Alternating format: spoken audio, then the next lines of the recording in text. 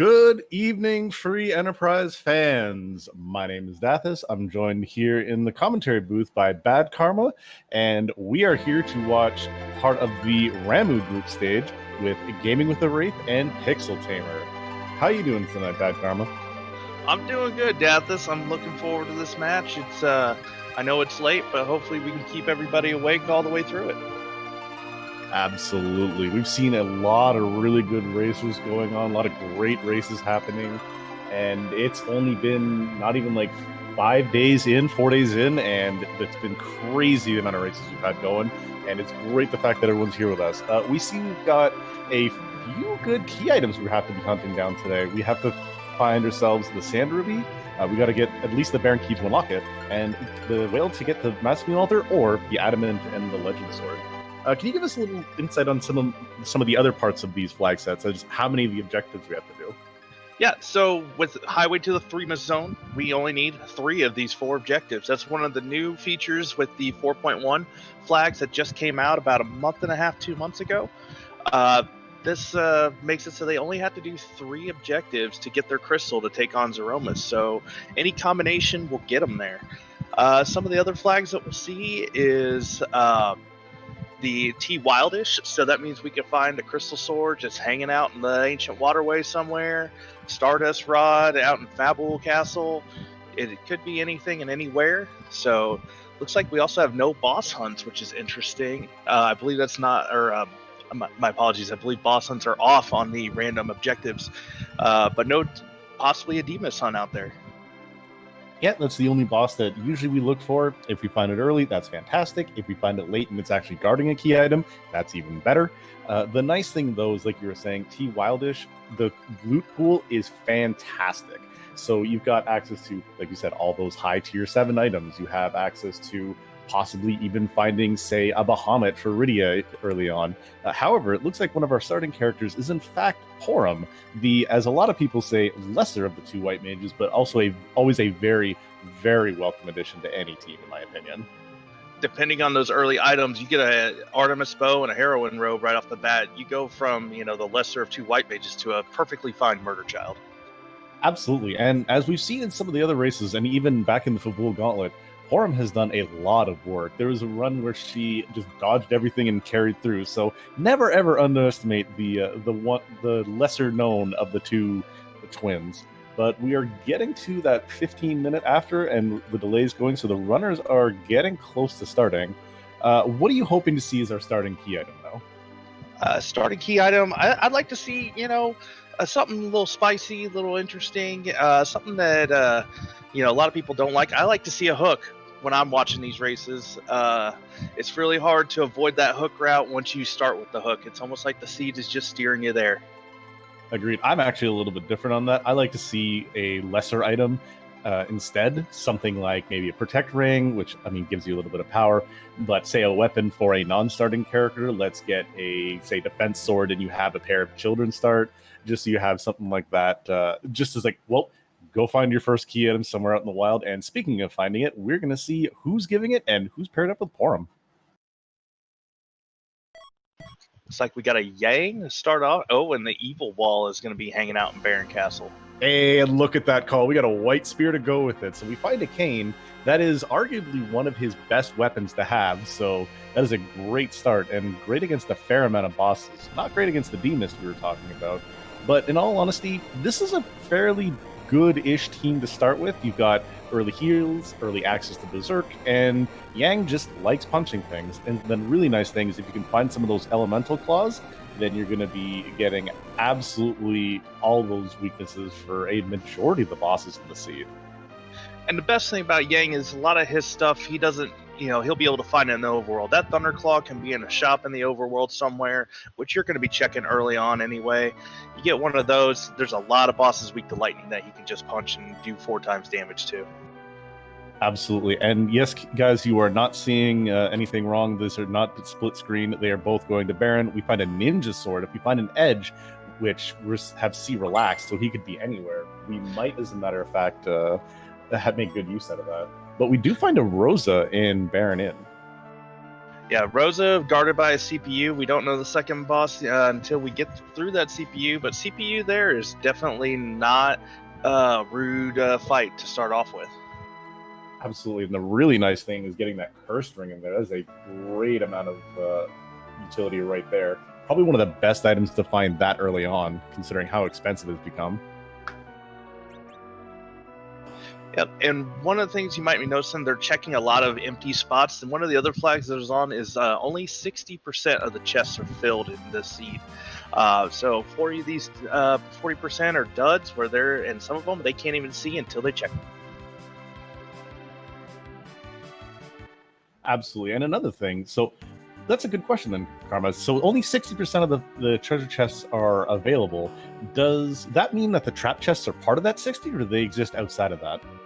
They absolutely exist outside of that. Those trap chests are still up for grab and out in the world somewhere. They will always be available and can be in those pots. So when you check them and say Evelyn Castle, you check that pot and you're hoping to not get that Mad Ogre spot, and it just comes to wreck you in a little early. Yeah, we have a little bit of divergence after Baron. Gaming with the Wraith goes to Damsey and doesn't find anything special, but PixelTamer goes to Mysidia and is rewarded with Cecil. I mean, we say rewarded, and another Porum. The Cecil is a little bit of a double-edged sword here, and the reason why is because we have vanilla agility on, meaning that no matter what spot he is in, Cecil is going to be the anchor no matter what. But if you can get, say, a second Cecil, it'd be the most highest priority Cecil, so it could still be a good thing. Yeah, and it's all depends on which characters you find. As you know, Gaming with the Wraith just found a Palom to go with his Porum. That's going to give him early twin. PixelTamer finds Sid on top of Hobbs. But yeah, that second Cecil, you know, it's always a balance on whether you want to take one early, hoping you find another one later, or maybe you're just stuck with that one and you don't have a good agility plan. But that early curse ring should help them manage that agility. Absolutely. And we have two other interesting characters. We saw in Damsian, we have a Palom, so we actually have our Quack Kid, our pure Black Mage, and additionally, we have ourselves a Sid on the top of Mount Hobbs. So we got some decent power in two different locations. Sid is a great early to mid-game character because he can equip so many different weapons, and he has so much access to that power, whereas with Palom, he's just great overall once he gets Quake, and he learns it very quickly, and he's great from mid to late. So you got that nice little balance back and forth.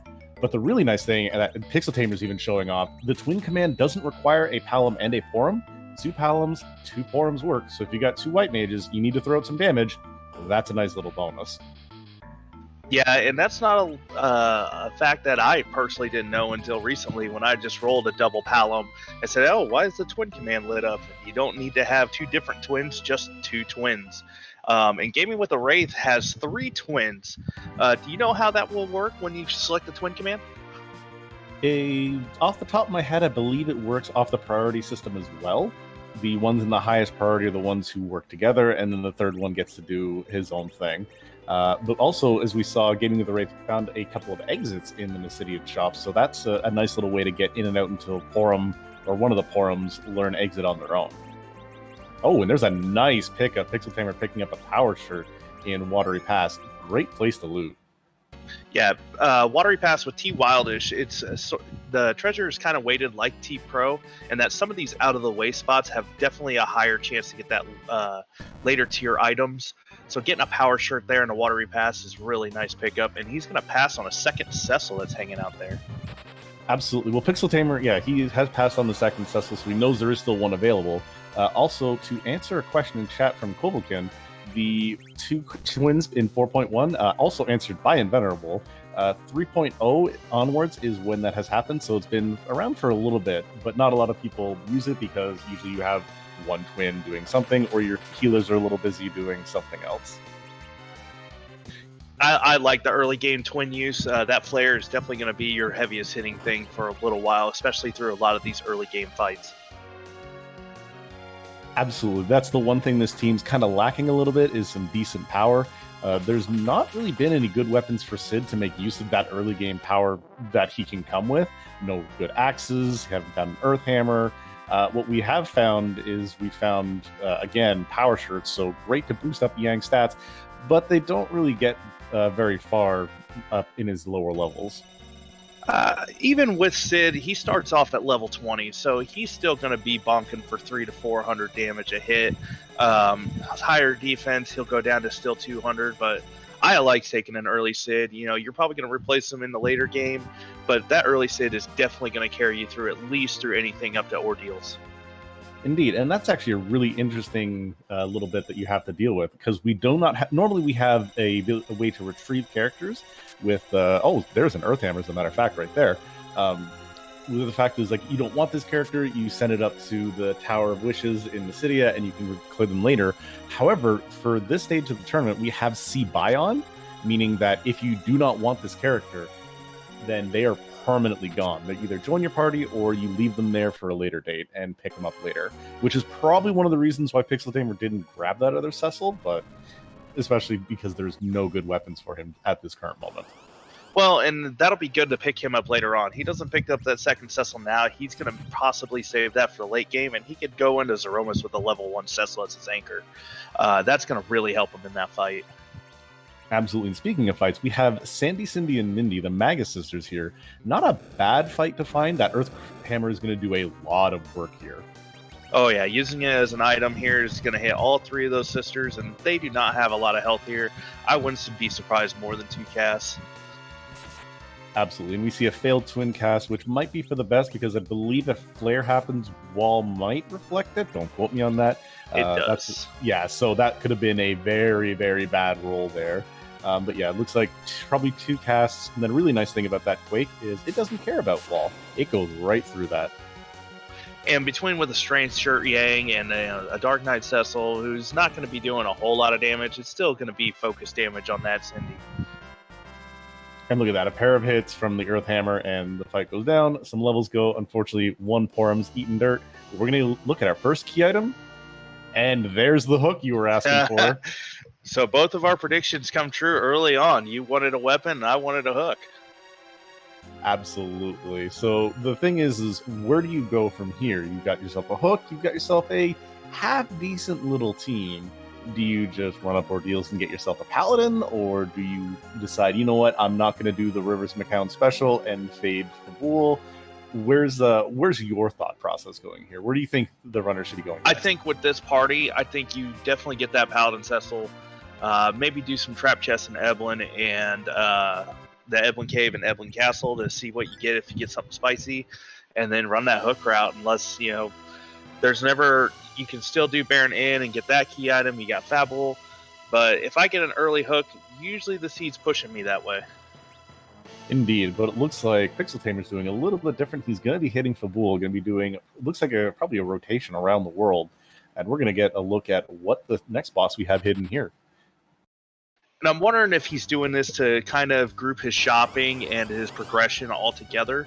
You know, he's just making a loop. He's hitting Fabul. You might want to take a look at those shops. Oh, and there's a Wyvern. That's not what you want to see right off the hop. Hello, Wyvern. Well, at least Cecil got the wall up, so he's going to go down. This is about the fight here. Oh, doesn't do a reflection. Oh, no. Yeah, get that sit up fast. The good news is at least he will heal after this fight, so if everybody doesn't get up or everybody's low, he's going to get a full heal coming out of this and be ready to go on to his next objective. Indeed. It looks like Gaming with a Wraith is taking a page out of your book, going towards Mount Ordeals versus anything else, which again, both calls are very well. That's a really nice pick. There's a heroine robe for one of the forums. That'll give him a nice little speed boost and offensive power increase. Yeah, I haven't seen any bows. Gaming with the Wraith is moving very fast. I haven't been able to see if he's picked up any bows. A lot of arrows have been picked up. Oh, and a cane.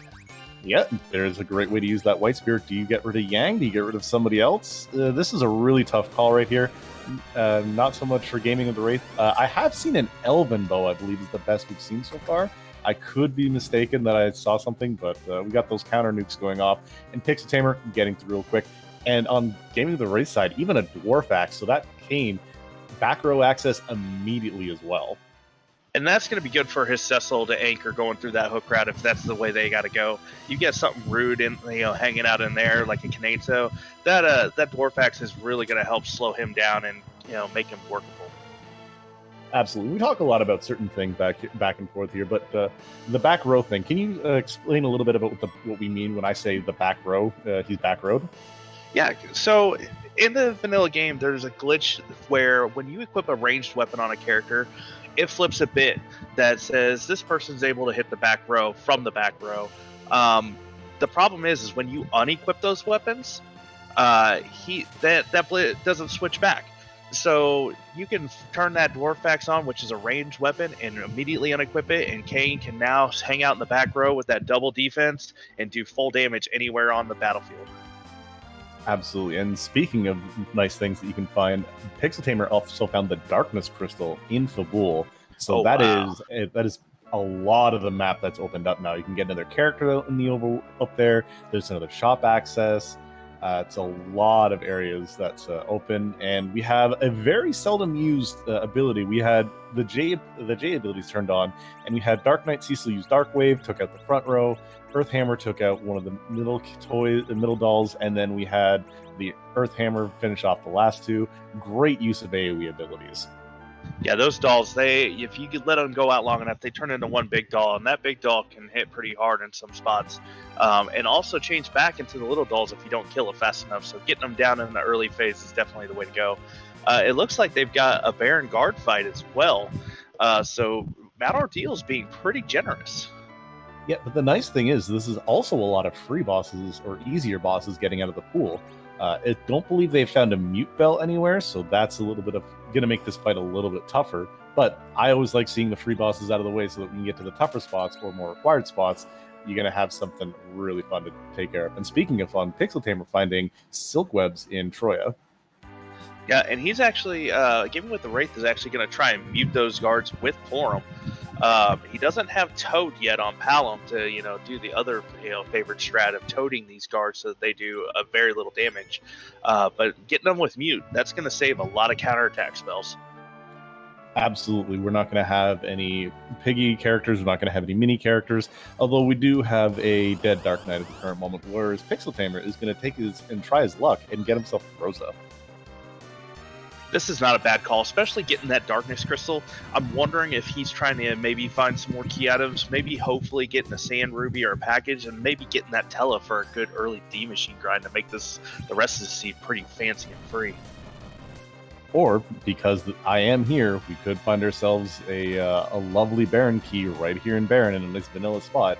There's a lot of key items that are still out in the wild and a lot that we're looking for, so never know what we can find, but the important thing is who is PixelTamer going to fight in the second slot? Which turns out to be a blue robe. Which one is it? A lot of free fights early on, though. A lot of free fights early, though. That could come back later on. You might see some more rude fights in some rude spots, like on the moon, for that vanilla Massa Moon altar.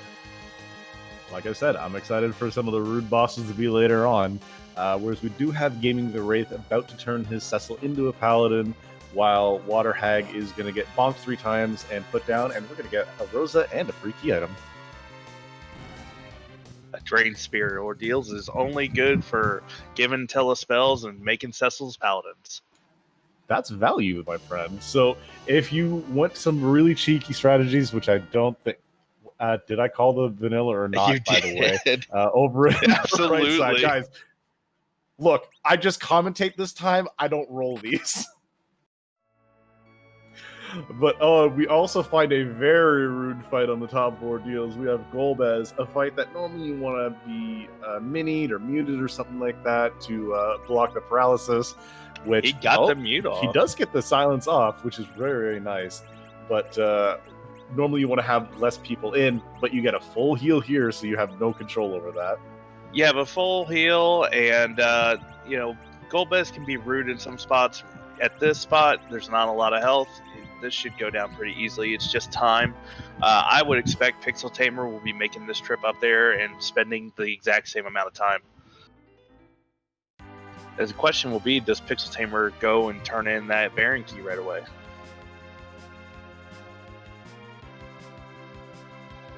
looks like not so much. Getting that hook and is going to go to Damsian to get that character check, which I believe was Palom. So it's going to be checking Palom and getting the, honestly, about a 2 out of 10 set of items from here. The nicest thing was like the black armor, but aside from that, also welcome our friends from RPG Limit Break. The rate of 127 from the Antidale Snapeby race. Welcome. You see, we are just beginning underway. We have a rude Golbez sitting at the top of Mount Ordeals.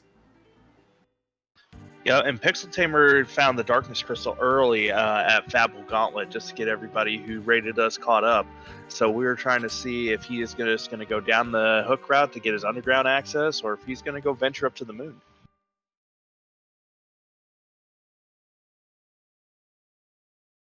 And Gaming with a Wraith is through that Golbez. Yep, 3 people down, but there's a second heal that's going to come up really quick. Whereas we're going to get rid of 1 twin for another. So having the Rosa, I can kind of understand that 2 white mages are a little unnecessary. And if you're going to choose a white mage and get one earlier on, most people like to get themselves the Rosa versus the Forum, but both are very, very useful characters. And I know Gaming with the Wraith found those exits. I don't recall if PixelTamer did or not. I think they're hanging out in the Mysidia item shop. So if he's going down this hook route, I don't expect him to be needing that exit. But, you know, it depends on what he's going to be going searching for. Getting out of Fey March with an exit's a lot faster than walking back to the teleporter. Absolutely, and it looks like he's just dropping off the hovercraft. That's where his next place is going to be. And looks like we have a runner's high-fiving as Gaming of the Wraith finishes, and PixelTamer's about to find his cane. Again, curious to see if he's going to take it. I think he still has that white spear, so that could be a snap keep versus one of the other characters, which it looks like, again, the Yank. Going against the cane. All right, I'm officially rooting against PixelTamer because he got rid of my boy. No, just kidding. But that is an interesting strategy. I like this already because we see a little bit of more team divergence as well. Not only the fact that PixelTamer's done a section location by comparison, but a straight up like, hey, both have access to a free character. Do you take Kane or do you take somebody else? And ditching the Kane is interesting. I don't want to see how this pans out later. Now, I'm wondering if he's thinking, I didn't see if maybe PixelTamer already sold that white spear. Indeed, yeah. If he's already sold that white spear, that could be one of those like, well, I made my bed, now I'm in here now. I'm living here now. We can take a look at his items. I don't think he has. But with that J out of a firebomb, he can make very, very short work of the bells. Yep, one item and gone. Whereas Gaming with a Wraith, he's about to go do the Fabul defense himself, and he's going to find himself the Darkness Crystal. That's also interesting. Do you go and check that character right away, check the shop, and say, okay, I've got this information? Or do you just leave it for later on? If there's an edge hanging out on the altar, that's going to make that hook route so much easier to get through. So I think you definitely want to go and check that. This party, while strong enough to get through the hook route with a few more levels and the gear that they have, I think, you know, if you could replace that Sid or the Yang with an edge, I think you're going to just have an easier time. Absolutely. And a question in chat from Jeffy78. What is the Fey March? So the Fey March is where the land of the summoned monsters is, where in the vanilla game, it's a little island in the underground where Rydia was when she grew up and where she was taught by Asura and Leviathan how to master summons a little bit better. So it's an area, it's an optional area where not a lot of people think about because they think of the main sections. It's where you can gain 2 extremely powerful summons. Asura with a very supportive summon and Leviathan just really strong offensive summon. It's a great spot to go if you've got the power for it, but it is also not a pushover section. It also does have a key item sitting right in the middle of the town. In the vanilla game, it was the Rat Tail. That's one of the randomized locations for a key item, so it's pretty easy and free to just run down there and grab it. And speaking of free, Gaming of the Wraith gets through that Wyvern fight very, very quickly, whereas we see PixelTamer making extremely short work of this boss up here on Hobbs. And Gaming of the Wraith actually going and looting one of the spots that I like checking, the back of Fabul. It's the same amount of chests that's under Sheila, so it's about the same density. And not a lot of people go and check there. And we see a fairly decent set of items, Dragoon Gauntlets and a Diamond Ring. Great set of items. Those are some great upgrades for, you know, his characters. His Kane is going to love those Dragoon Gauntlets. You know, his Rosa or either of his twins are going to like that Diamond Ring too. Absolutely. And if you find enough Dragoon gear, the really nice thing is passing that stuff around, because the elemental resistances and the dragon resistance doesn't multiply, so you get multiple people with that resistance. They're going to be able to take a lot of different spells a lot better. Yeah, and he's got 3 characters that can use it. The Paladin, Cecil, that Cid, and that Kane can all use that Dragoon armor. Really helps with some of the later fights. I mean, even earlier fights that have a lot of elemental damage, like Rubicant, that can make that a lot nicer to deal with. Absolutely. And Gaming with the Wraith, double checking the shop here in Silvara, finding poison axes and poison claws, both really good in handling ogres. The Mad Ogre chest comes to mind, either in the Tower of Babel, or if they want to go to go through Evelyn Castle. Great ways of getting some experience, as well as some other items, really powerful high tier items. And a lot of those people, myself included, whenever I see a hook route, I'm usually clearing those spots out, just hoping to get something that will make going through the hook route at a lower level a lot easier. Otherwise, I'm looking to get Paladin up to at least Quake levels. Absolutely. And while we have a little bit of people retracing each other's steps, we have Golbez on PixelTamer side, and we have Gaming with the Wraith going to go pick up his Rosa in Baron. So once you give us a little bit of information about the Threemus zone that we have going on. Yeah, so the Highway to the Threemus Zone is the 3rd annual tournament, starting with Highway to the Zemus Zone. So right now, this is to kind of celebrate the release of 4.1. It's the annual tournament. We are in the group stage right now, which means all the runners are grouped into groups of 4, and they will play 3 matches, one against each of the other people in the group. People who get various records are placed into further groups. If you get a 3-0, you go right to the table, which is hopefully at least 32. Hopefully more. I would hope to see more. We will also be separated down into a hook group and a magma key group to further get more people into that table. Indeed, and the nice thing about all the groups, as we said, they're done on different summons. So you have, as we said here, this is part of the Ramu group that we have Gaming with the Wraith and PixelTamer in, also joined by Rex Rule and Neon Gray. Going to be nice to see how these groups are shaping up. If you haven't seen it yet, we do have the reveal for where this is going on, and asking for next year high 4-way to the Zemus Zone. I mean, we'll see what the admins come up with.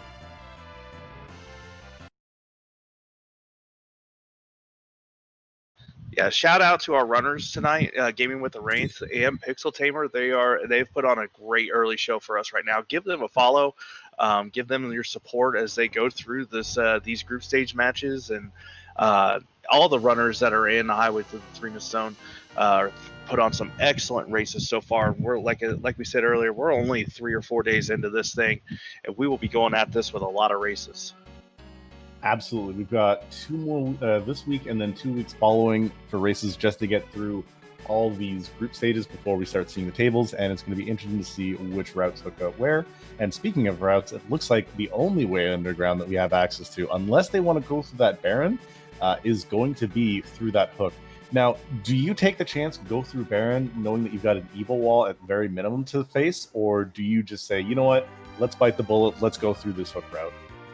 I think I go through that Baron just because it's another character check. With C Relaxed, there's always a chance to get an edge, and as I said earlier, edge is going to make going through that hook route a lot easier. The power, even with that ninja sword sitting in your inventory, and it looks like that's where Gaming with the Wraith is heading. That ninja sword is going to really help get through things and hit really hard. Yeah, and speaking of getting through things, he does unlock the door, and he is going through. So he decides, hey, you know what? I'm not quite ready to go through this hook route, so let's go down and see what's happening Baron, and is kind of rewarded, to be completely honest. And Hourglass 2 is very nice to find. If he finds another free boss or something later on, you can just throw an Hourglass at and leave them stop while he gets through them. Yeah, the Hourglass combined with that Crystal Helmet, with that Cecil in the back row, he's going to be pretty tanky for some of these bosses. Yeah, and we do see PixelTamer taking a look at that Sand Ruby character. It is yet another Cid, so not really a key item that you can go turn in. I'm going to turn that in for the character. You're going to be turning that in for just the objective, in my opinion, especially with the lack of good gear for him at the current moment. As chat pointing out, the objective was just to unlock the sewer. They didn't have to actually go through the Baron route, so they could have unlocked it at any time later on. I think with knowing that the evil wall is here, you've already been able to clear Baron in. You should be strong enough to clear the boss behind evil wall. I don't think this is a bad play at all. Absolutely, and not only is getting access through Baron a great thing, again, one character, one key item check, it also opens up for when you get a little bit more power, that Odin spot underground, where you can look and say, hey, let's see what this key item is for later, whereas we have, again, a little bit more divergence. 2 castles being looted at once, Gaming with the Wraith doing Baron, whereas we have PixelTamer going and taking a look and seeing what's in the Ninja Castle. And another thing to point out, too, that it unlocks is all the treasure that's on the east side of Baron Castle. There are quite a number of chests over there, especially with this T Wildish flag. He could find something really spicy in those chests. That power shirt is extremely spicy, as we've seen so far. So we have a lot of really, really strong shirts. And again, a sorcerer's robe as well. So we've had 2 power robes already and a heroine robe. If we had a second healer, technically that Rosa could just be doing full-on archer duty. While this Cecil, honestly, is perfectly fine holding on that dwarf axe and just being an anchor right now. And with vanilla agility on, Cecil doesn't have to be in that middle slot to be the anchor. He can be anywhere in the party formation. So allowing that Cid to get his full accuracy in the middle spot and still having Cecil be the anchor in that that last priority spot there is going to be really useful.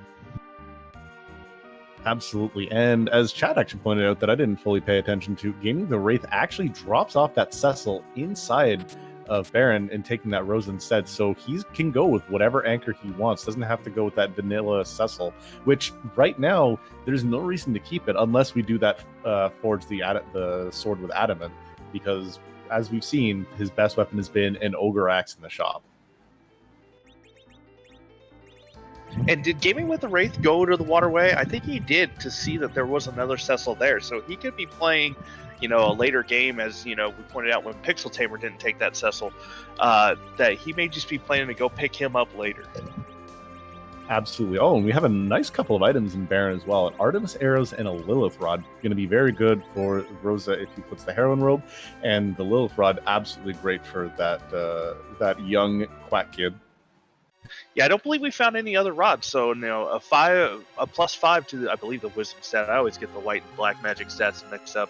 But a +5 right now is still going to be really good, considering he's using the vanilla rod. Absolutely. And yeah, he does have that heroine robe. He's got the elven bow and samurai arrows, which are both perfectly fine. And we're going to get our first look and see who's on top. And it is not the water turtle. It is the water snake. It is Leviathan on the throne. The King of Monsters has traded his throne for another throne. PixelTamer doing some shopping while Gaming with the Wraith is taking on this Leviathan. That is a very loaded shop. You have elixirs and you have hourglass twos. Elixirs got a little bit of a buff in a way on this. Oh, and finds that trap chest right away. Probably could take this fight here, but as I was saying, elixirs got a bit of a buff. They used to be an extremely expensive item. I want to say 100,000 per buy, and they just got dropped down way lower. So it's the simple fact that they are actually a little bit more purchasable. If you've got nothing but money to throw away, why hold on to ethers, or why hold on to Cure 3s? You can just start buying them and making use. Yeah, and those elixirs, especially with this T Wildish flag, you're going to find a lot of gear that you're just going to sell, without an edge. You have a ninja sword sitting in here. That's, a good chunk of money. If you're not going to take that cane, you now have a white spear that you can just toss into the shop too. And Gaming with the Wraith is also through that Leviathan fight. Yeah, by the time we're done talking about different item shops, he's making very, very short work of that Leviathan. Not really scary. The opening wave does a little bit. The ice is okay here. I believe the magic is on the lower end of the spectrum, so not a whole lot of damage, and especially if it hit one of the users that might have had a Dragoon piece of gear. And we look and we see, we want second Cecil. We have second Cecil, but what about second Cain? Second Cain, he could go with it, but it looks like he immediately dropped the second Cain. May not have any other weapons for Cain at this point. Sid with an Earth Hammer is going to help him a lot to farm some trap chests down in Lower Babel. Absolutely. And while I'm a big fan of Kane, I would have also not taken a second one. You don't have the equipment to support the Cecil you have. He doesn't have the Cecil. A Cecil, how can you support a Kane when Kane even has like less items as it was? Whereas PixelTamer is got through that ogre chest or the Staleman chest. I don't believe I saw what the rewards were, but that is a dragon whip if you found a Rydia. That's not bad. That's a good sell. Oh, chat, Twisted Flax, our tracker tonight, is letting me know that is a protect ring. And I said second Kane. What about thirdsies? Maybe PixelTamer takes him now instead of the Ain and puts that white spear to use. Maybe. Hashtag never punished. But we did see, I believe that was a Lunar Sparkle there, and that was a Lunar Sparkle. So that could be a lot of bosses. We've only seen Wyvern, so the biggest problem is out. We could see D-Lunars here, which would be very, very rude. Plague wouldn't be that so bad, but it looks like he is going to take this Kane here. And swapping him with the Sid, they share a lot of gear, so he could be looking and thinking, share that Dragoon gear. I believe he found the Dragoon Gauntlet, so that can go right over the Kane. He's got the White Spear as well. This Kane won't be hurt for gear. Absolutely not. And the thing is again, it's you're looking at an extremely interesting route that you have to be taking. Looks like he's going to be equipping his characters while Gaming with the Wraith is going and taking a look inside of what's at the regular item section in Troya Castle. Now, normally everyone thinks Troya Castle, they think, oh, the loot hoard, that is the treasury. But there is also 8 treasure chests like right here, and then 1 additional treasure chest somewhere else that in the next room that can have loot. As we see here, there is next to nothing in this place. A little bit punished, but in the same token, with that exit spell, not a big deal. And one thing I just realized as he was walking to Troya, neither of our runners have checked the vanilla Demus spot or the vanilla Octomammoth spot to see what those bosses were in case a Demus is hanging out there. That is very true. We have not seen any of those free boss locations because we could have a required boss right there. And to answer a question in chat, no, we haven't seen anybody go to the moon yet. It has been all about the overworld at this current moment. And PixelTamer is our first one to take a deep dive into the hook route and going through those bosses, whereas Gaming with the Wraith is still finishing up a little bit of shopping %. Yeah, it looks like PixelTamer's looking for that Mad Ogre chest. That's 4 ogres and he's got 1 more hourglass in his inventory to use on them, which will make really short work. And we have the life glitch flag turned on for these flag sets. So if he can get some good life glitches, that's a lot of XP to really juice this party up for this hook route boss. Now, the life glitch, and again, we throw around a lot of commentary about stuff like that. How does the life glitch exactly work? The life glitch is a really interesting mechanic. If you have a life queued up on an enemy and then kill that enemy before the life goes off, it will cast on the enemy. Life is determined by your vitality and how much health you get back. All enemies in the game have 0 vitality, so they come back to life. The game thinks they came back to life, but they don't. So essentially, you trick the game into thinking that you killed them twice, which will give you double the experience. And you'll notice that Palom is putting that charm bow on, elven bow with some charm arrows on. That's going to do extra damage to these ogres. Charm arrows do 4 times damage to giants and ogres. Yeah, that's true. However, the Elven Bow also attacks mages at an extremely strong pace, and these Mad Ogres are not obviously known as ogres, they're also mages, so both those weapons combined are doing an extreme amount of damage. The thing is I think it'd be a little bit better served on Rosa to get more of the hits, but everyone's still knocking out a solid 300-400 damage per hit, and with them stopped, it's not a big deal one way or the other. Kane is getting those life stops, so his life getting some good life glitches on and getting some alright damage, whereas Gaming with the Wraith, now hot on his heels, getting to that Evelyn shop and going to pick up some hourglasses of his own. Yeah, and I think he took the heroine robe off of his Rosa, and Rosa is just relegated to white mage duties. So I think between the Rosa and the Palom, they're probably going to do the same amount of damage, regardless on who's wielding that bow. The reason for Palom to use the bow, his magic is not going to really do a whole lot here. Mad Ogres have a ton of magic defense. You need some really high level spells to even do some damage. So having him dish out damage with the bow is just gonna help his flow. Absolutely true. And if you saw there, Palom got up to Toad, so he is 1 level shy of Quake. The Quake kit is not quite online. He has Virus, which is almost enough, which is still a fair amount of damage, as we see Gaming with a Wraith have it on this side. But PixelTamer grabs that chest, takes that experience very, very willingly, and is going to hit up that save point, looks at his Cecil agility, saying, yep, I need to give you some more stuff, because Cecil gets a lot of agility early on. Now, the interesting thing, will PixelTamer take a fight to try and get Palom up to that Quake level? That first King Queen Evelyn spot does not give any experience, so that he won't be able to use that extra boss experience to kind of bump him over that hump. This is true. He could take a couple of random encounters, but it looks like he's just going to go and see exactly what he's got here, which we're going to get our first look at King Queen Evelyn. It's a doctor. The luggage moved up in the tower.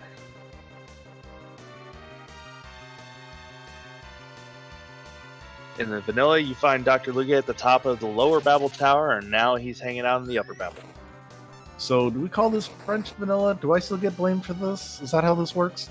But yeah, no, it looks like Gaming the Wraith grabbing a tiara. One of the items of note that I didn't grab when PixelTamer was going through. That is a great item for Rosa. Not only is it a great item for some willpower, but it also gives dragon resistance and lightning resistance. Dragon and lightning resistance, which is great to have depending on what boss we have around here. Yeah, that tiara is probably why we see PixelTamer switching his Rosa over to full white mage duties instead of using heroine robe. That extra willpower is really just going to help with those heals. Oh, sorry, it's wisdom, not will, I believe, because I believe it's the one that Rydia prefers a little bit more. I can never keep the stats straight on those. Yeah, I can't. So much gear, so many stats to memorize. I'm not Simbu. I don't have everything with this game. But yep, so Twisted Flax confirming it is wisdom, so it is the black mage stat. It's still good to have on Rosa, still lets her power up a little bit more damage in some essence, but we are going to see what this... Nope. PixelTamer says, you know what? That fight took too long. We're going to go save. I don't want to go and deal with that fight again, which, in all honesty, I kind of agree. Cutscene the boss, not fun to do multiple times. Yeah, if he could run into an Ogopogo here, which would be a very rude spot for that. Plague, like you said earlier, not so bad. D-Lunars and Pale Dim, depending on your setup, can be either really easy or really hard. He doesn't have Quake yet, so that would make D-Lunars a lot more bearable. And here's, as a matter of fact, here's D-Lunars, one of the fights where it's like, this is a rough spot. We haven't really found any other Star Veils, too. They haven't bought many Star Veils, so the Lunar Frogs is not exactly a strategy you want to do. But PixelTamer, he fears nothing, and he's going right with those viruses. Yeah, I never can keep track of how many attacks. I never remember how many attacks before the breath comes out. I just try to kill them before they come out. If I remember correctly, it's 3 punches. It's fire 3 punches, fire 2 punches, fire, and then frog. I could be wrong. I think it's ignore that last fire. Either way, around those last 2 punches when I say, okay, let's get up the reflex and hope it works.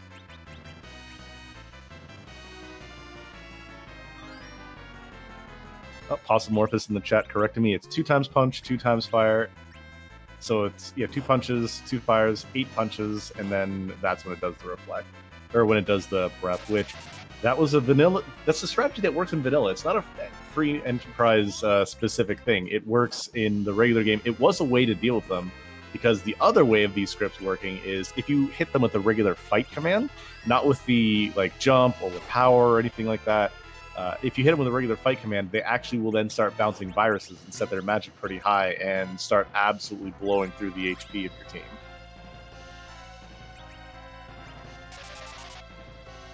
Yeah, this spot, based on scaling stats, looks like it has a spell power of 16. So those viruses, they will not be a joke. And there's the breath. Hopefully it hits both of them, and it does. So Max Frost and Trat, this is during that exact moment, the D-Lunars lose their boss bit.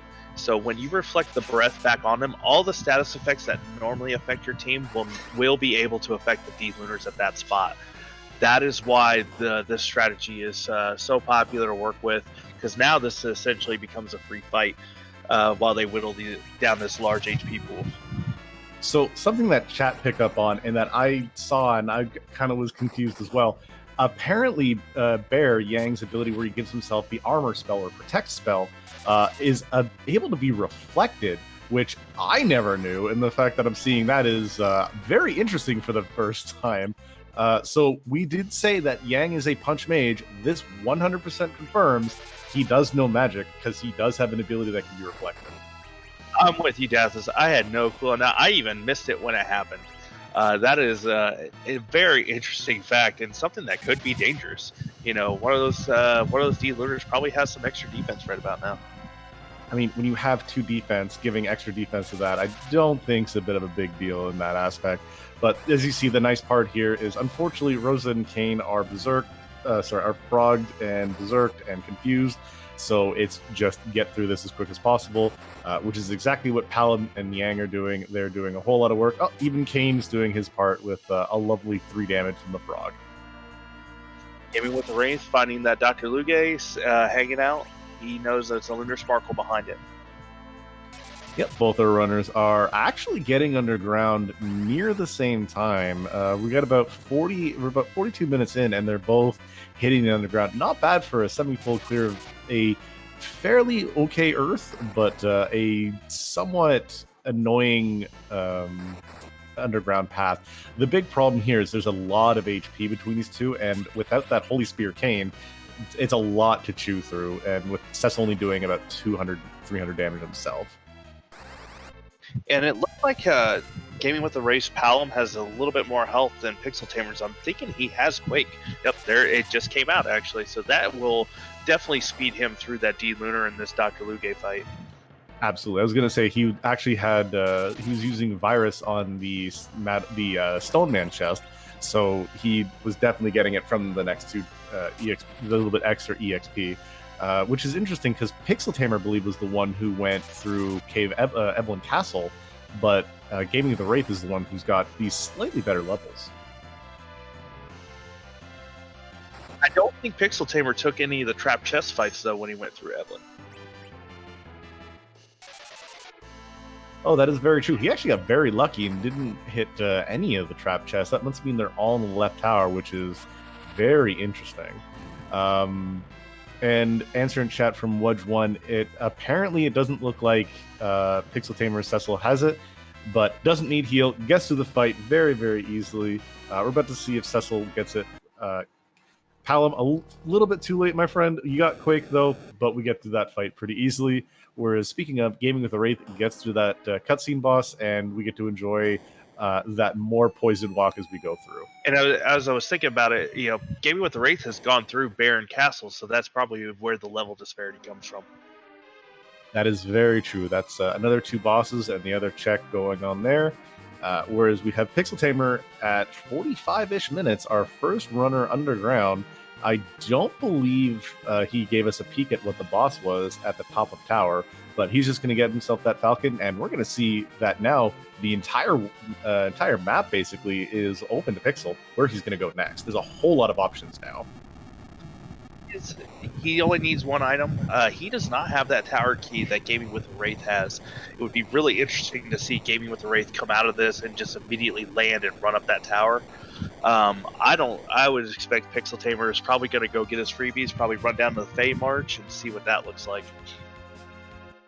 Kind of agree. That's usually my route. As soon as I hit underground, I hit Fey March, and then I go talk to Yang. Then I go heal up and do Dwarf Castle, depending on what my character and items look like. Obviously, your mileage may vary. We are getting a check inside the Tomer Shop, and a Hero of the People, a computer safety specialist on PixelTamer's side. Always check the Draw Dwarf. Probably one of my favorite additions in Free Enterprise. Chat also pointed out it was another Lunar Sparkle at the top of the tower, of the lower Babel. Ooh, and that is a very, very spicy find. So we've seen 2 out of the 5. That means we can either have a very easy top of tower or potentially an extremely rude top of tower. Having both Ogo and Pale Dim still in the pool, that's not bad, but it's the fact that Ogo is going to be very, very quick if he's up there. If it is Plague, all you need to do is get your Berserkers berserked, and you will jam that Q to the point where he won't do anything. But this Cecil's getting enough equipment where he's going to be tanking some hits in that back row.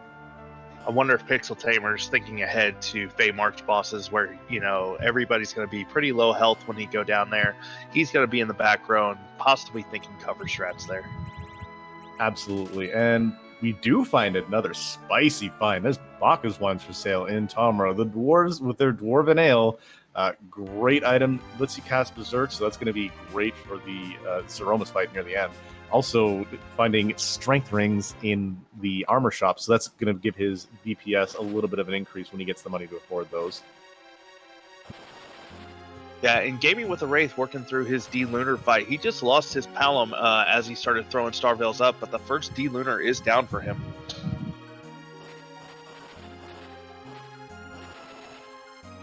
And it looks like PixelTamer is going and doing his freebies. As we always say, check your freebies, check your requireds. But we do have a bit of a problem here on Gaming with the Wraith side. He's got Pour Him Up, going to take all the hits, going to be completely fine, so at least we have an Asuna. But we have 3 confused people beating on the poor little child, and another D-Lunar just kicking there while she's casting heal on the other White Mage. Probably thinking I need a little bit of help to get this party back on track. And so we don't find a key item, but we do find a spicy item. That is a pass sitting here in the Fey March. So if we find everything we need down here, and Moon is haunted, as it never is, we are going to have a very, very quick way up to Threemus. So that's a great find to have in there. I'm wondering how much that pass will be used, though, considering one of our objectives is that Vanilla Masamune altar, though. That is very true. We could still find some stuff down here, and PixelTamer is going to see what do we have. Is it Leg Day or is it Elements Day? And we have Leg Day. He resets right out of that, and I do not blame him. With the counters to fights, doing an AoE, I would definitely be out of that myself. So, thankfully a little bit that those places won't reverse, because if that was Mom at Leviathan, that would be one-hit KO punches on pretty much everyone except that Cecil in the back row, because that is tied for the highest offensive spot in the game, tied with, in fact, Cave Bahamut, because for some reason, the FF4 devs decided, hey, you know what's great? These bosses don't do any physical attacks. Let's max out their physical power. And I would expect, even at these levels, that Cecil would probably maybe take 2 hits before he's not able to cover anybody. This is true, but with access to Rosa and Blink, those 2 hits turn into 4, and you can keep rotating like that. However, PixelTamer takes the wise route, says, you know what, we'll come back and deal with you later, and is going right into Dwarf Castle, where we have Divergence. Gaming with the Wraith, going to slam down one of those tents, it looks like, and utilizing that tower key he has, is going to go and grab him a check in the tower, whereas that looked like, I believe, either a Kaipo Guard or a Dark Elf. I'm going to say it was a Kaipo Guard coming up here. Yeah, that was the Kaipo guards that jumped across there. And I like to play with Gaming Wraith, just immediately landing and running up this tower. He's right there. He won't have to backtrack. There's 2 checks, and he's got a Quack Kid that will that will really help with that Lunar Sparkle up on top, unless it's Ogopogo. Ogo Pogo, or even if it's Plague, because I believe Plague is actually a floating character. So that is also a bit of a problem. However, yeah, with the Hourglasses and Quake Spell, this fight is not long for the world. The question is, what's going to be the second fight? Nobody has been able to go up top to see who that second fight is. We don't have an Earth Crystal, so it'll be interesting to see who pops out here. This is true, and yeah, as chat's been pointing out, asking if Palom knows Warp. So we do also have the Warp glitch on, which in the vanilla game can also be done. Means if you cast Warp from this location here, you will actually be sent to the Luca Cave, the sealed cave area, so you'll be able to get a free key item. So that is this is technically a 2 key item, 1 character check. and we have Elements as our secondary boss. So we have a fairly decent fight here, and we have yet another Rosa coming in. And yeah, PixelTamer just saying absolutely goodbye. We'll talk to you later. I think that's 3 Canes and 3 Roses. I believe you'd be correct. And here is the worst boss.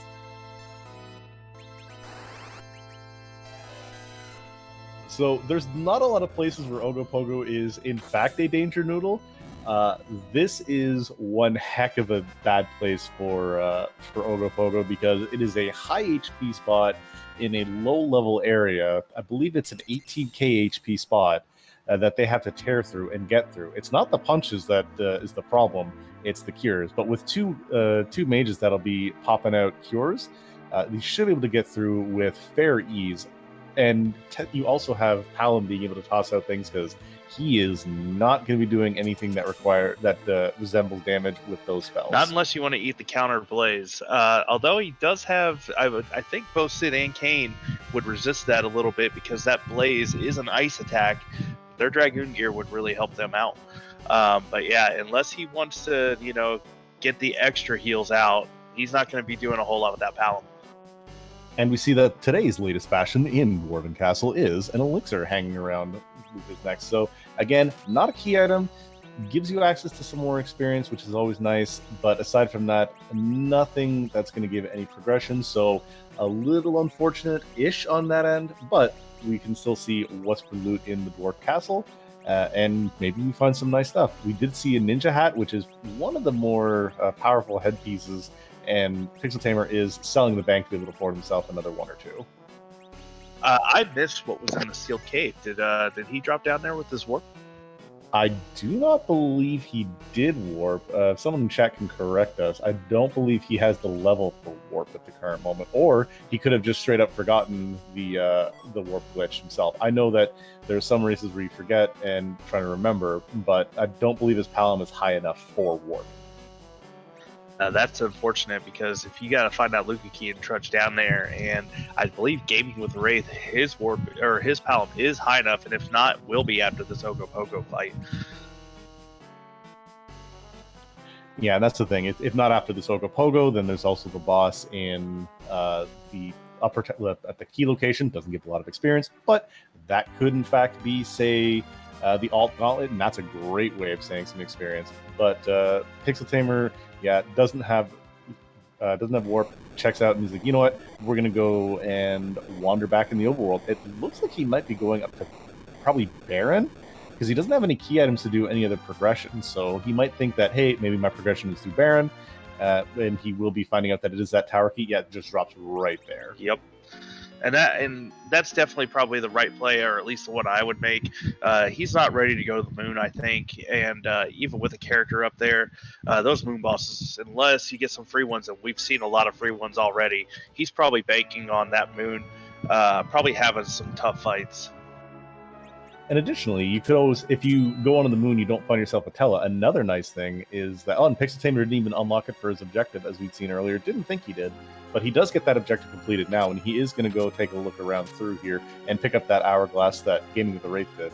But to continue what I was saying, there is also the trap chest on the moon, and having these hourglasses does in fact get you the trap chest of the what's colloquially known as the hairdryer chest. So that's a great way to get some experience and maybe find yourselves an Excalibur or a Crystal Sword for the Cecil, who is currently only rocking a Dwarf Axe. Yeah, getting a Holy Sword out of one of those trap chests would really be a boon right now for that Cecil. The Dwarf Axe is nice. Still going to come into play on this Aromas fight, because agility only matters at the start of the fight. You can swap to another weapon once the fight starts. So hoping for a Holy Sword is probably what both of these runners are looking for. Well, PixelTamer is looking for.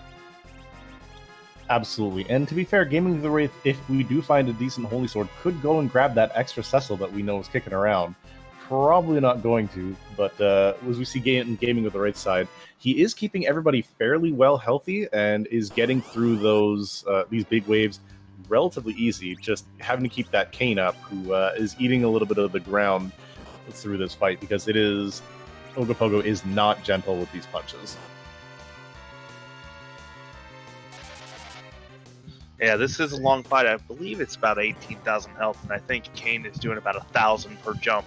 So he definitely wants to keep him up. He's got Palom and Sid on chemist duty, throwing Cure 2s out to keep everybody up so that Rosa is free to throw Artemis arrows into Ogopogo.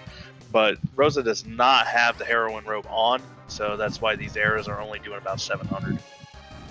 700 damage is still nothing to scoff at, and the really nice thing is that he is not going to run out of ammo because of the glitch with Berserk.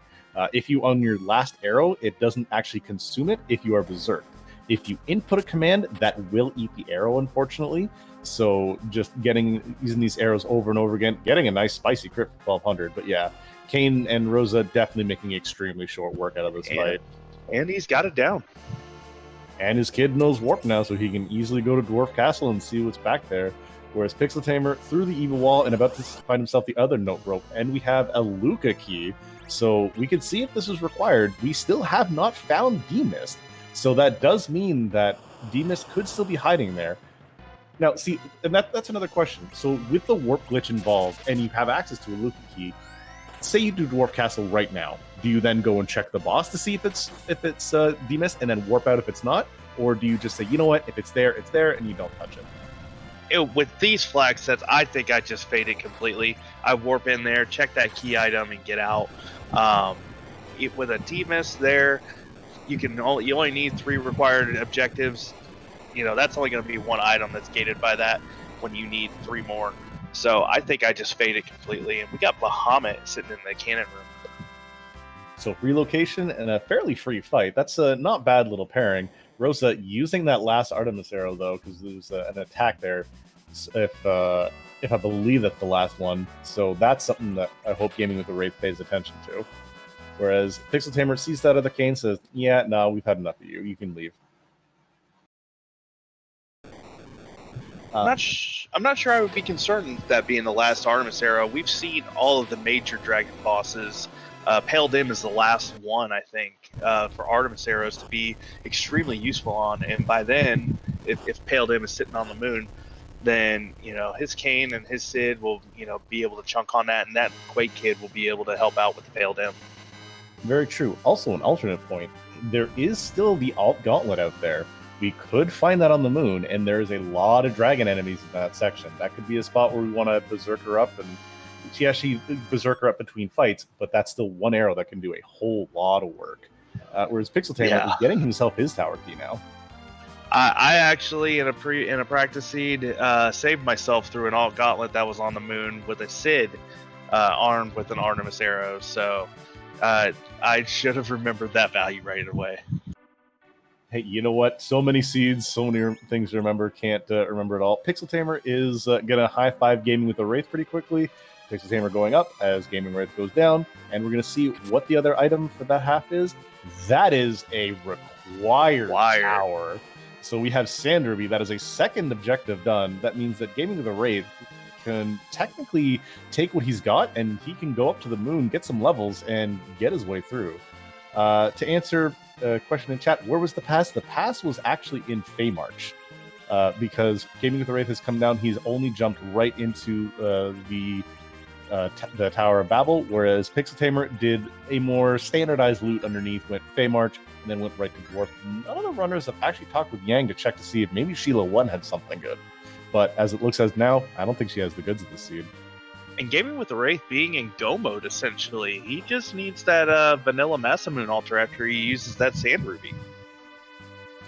Yeah, and this is where he gets the choice now. Is he going to just find a place to get some levels? Because there is no Sirens currently. We still don't know what's on that Moon Shop, and that's the thing. If we have no Sirens, where are we going to start doing our grind? Do you then take encounters off and go grind some doors, which is a very unorthodox but still very plausible fight? Do you go on the moon and take random encounters on your way down? Where you being in the runner's position, what's your grind of choice? So, being that I'm not very good at this game a lot of the time, I've found that a very effective grind is just doing some of the bosses on the moon, depending on who they are. We do still have a number of bosses that would not be terribly rude on the moon, but at the same time, we have a number of bosses that would be rude. You get a Pale Dim up there. A Pale Dim is pretty manageable, even at low levels. Plague. Even if you have a couple more Star Veils, you can cheese the fight that way. The count won't hit you; it will reflect back on there.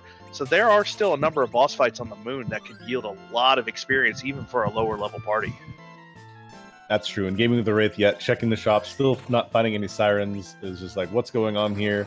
And is leaving Feymarch, not going to talk to Yang, and is going to go and do the free Luca check. So gonna get some more experience on those guys, and then that's the big question, is where we're going there. PixelTamer, though, try and take that Ogopogo boss. Not exactly going as well as he was expecting. Not respecting the damage that Ogopogo can do. Takes a reset, uses a tent, and is going to heal up and look like try again. Whereas we have some more shopping percent from Gaming with the Wraith. Yeah, picking up some illusions. Again, in case he gets, an Octomammoth that's up there, those illusions will really help out, even though he has 2 blinkers. But being able to pop one of those in case the blinks aren't ready to be cast yet will really help protect his party. Absolutely. And if he gets the path... Oh, no, looks like he was just going and checking the shop. Not going to grab anything from here, aside from some of those illusions, and probably going to jump right to get that big whale up. Yeah, that's an interesting choice. Considering he's only got 6 key items, I would personally maybe do that just in hoping I get 1, maybe 2 key items. We know he's not going to get 1 from Luca, but in hopes of trying to get that key item number up to help with that moon grind if that's what he's going for. Indeed, yeah. The as Twisted Flax, our tracker, is pointing out, the fact that you could either hope for a Tella or an Edge up there. If you see Edge, there's your Siren grind, thankfully. If you see a Tella, then you can just go and do yourself a D-Machine grind, which has been changed a whole lot of ways with the fact that we are in now the encounter none check. The no running ability. One thing to note too, Gaming Wraith has not turned in that Sand Ruby yet, so it'll be interesting if he goes and remembers to do that before he goes up to the moon, or if he's going to have to come back. That is very true, and I know that I'm not alone when I did, this is my last objective, and I got my 3 objectives done. Wait, where's my crystal? And then you look and go, I didn't, no. That's always a bad thought to have, where it looks like PixelTamer actually has a little bit better of a grasp on this fight. His Yang is dishing out some decent numbers here. Yeah, and he burned one of his silk webs on this Ogopogo as well. I mean, you buy a couple of silk webs, this is a great place to burn it on. Slow down that nope rope so you can have Rosa dish out some healing, get some other cures out, and going right there. Whereas it looks like Gaming with the Wraith going straight up to that moon and gonna go check that other shop that's up there, because this is his last hope for anything that resembles Sirens without having to do some shenanigans. Yeah, the last potential... Sirens can be in the cockle shop, I believe, can't they? They could be, there but they are. That's key items that you're going to have to find as opposed to one that's right in the open. And yep, there's our grind. And that is a bank that is going to get sold in a half. Sells a power robe, as a matter of fact, to afford some of these. That's an interesting sell. I think both Sid and Kane are already rocking power robes, so that's probably an easy sell for him.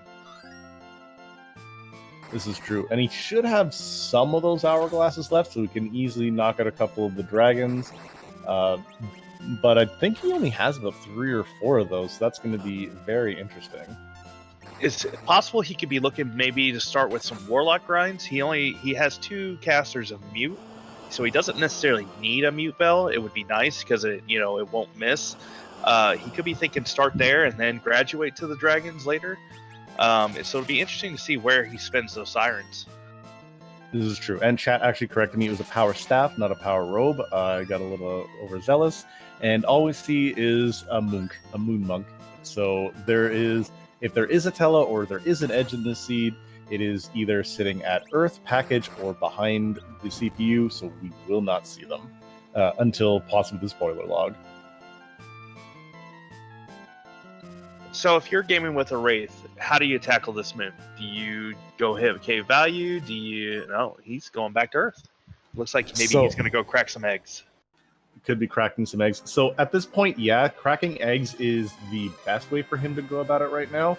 You don't have the damage. If Kane had a Dragoon Spear as opposed to that White Lance, 100% I'm going and I'm fighting those, and I'm fighting some King Ryus.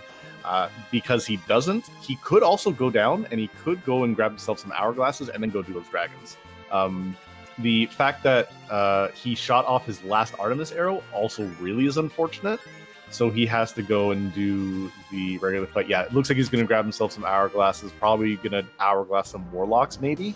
That's going to be interesting. My thought here, with everything I have access to, King Ryus are going to be a bit of a grind, but with limited resources, it is the best way to go about it. If I don't care about spending money, or if I'm not in a mood to go and do like min-max, I think eggs will eke out everything just a little bit more here. But yeah, this is where you sell more, get yourself your hourglasses, and pick your poison. I would still personally be more on the King Ryu grind, but that's just because I like the min-max experience. He gets 9 more hourglasses, that puts him up to 13, I believe. So it's back and forth here. Now, would you go and burn 3 sirens to kind of help boost you up to kill those Ryus a lot faster without that dragon, or would you just go and use all 16 up on the moon? I would absolutely use all 16 up on the moon, and actually chat pointing out and catching better than I can because my eyes are bad. There are 5 Artemis arrows in his inventory, so Gaming with the Wraith could just throw out an hourglass, Berserk Rosa, and that is more than enough damage to knock out those King Ryus. 100% would be my plan right here. Yeah, and I think he still has the heroine robe too, so that Rosa will be making short work of those Ryus. Absolutely. And speaking of short work, PixelTamer actually getting through the top of tower, going through that hourglass, going to get himself the Sand Ruby, and we're going to see where he is, because he's hot on Gaming with the Wraith's heels. Yeah, it'll be interesting to see if I would assume he's going to go check that moon shop, see those sirens, sell the bank, and it'll be interesting to see where these two get their grind on. So you and I are both mistaken. He is not going for those King Ryus. It looks like he is going to be doing a Warlock grind. He could still do the King Ryus lower in the Lunar Subterrae, I believe. Oh, you're correct. I always think for cave value, but that's not necessary in here. But yeah, no. So he'll be doing it here, it looks like, and knocking that out. Whereas PixelTamer is making sure he gets that objective done. I think PixelTamer is thinking, my last objective is at that Massive Moon altar. I'm going to be up there anyway. He's probably thinking grind, do that altar, and go fight Threemus. But again, as we've said, he's forgotten to turn in that Sand Ruby. He could have gotten a little overzealous, and this could cost him a little bit. It's only going to depend on where the grinds happen. If PixelTamer follows up and does what Gaming with the Wraith does, check the shop, find the sirens, and then comes and buys hourglasses, it's going to be very, very close. If not, this is still anyone's seed right now. Oh, both of these guys are right on each other's heels. We've got a barn burner going on right now with these two. Gaming with the Wraith has to come back to Earth, but he has the past to make up for that time, but he still has to do that cutscene to come back, whereas PixelTamer is thinking, I'm never coming back to Earth. This is very true, kind of like put all your ducks in a row and go from there. So we have Gaming with the Wraith going to pop up a tent and going to save and see where he goes from here.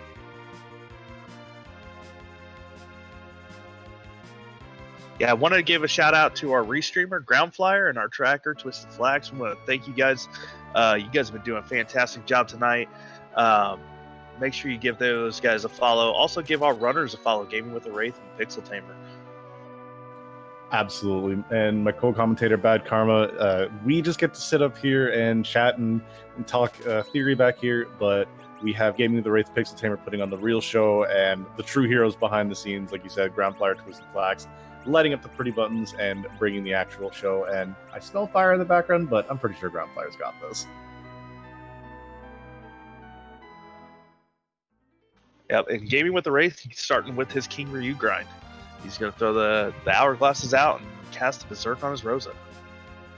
Yeah, and with that tiara on, Rosa's going to take next to no damage. Palm's going to take a bop in the face, but enough life potions and everything's going to be just fine here. Taking next to no damage thanks to the Dragon Resistance, and she's going to pop out a solid 5k hit.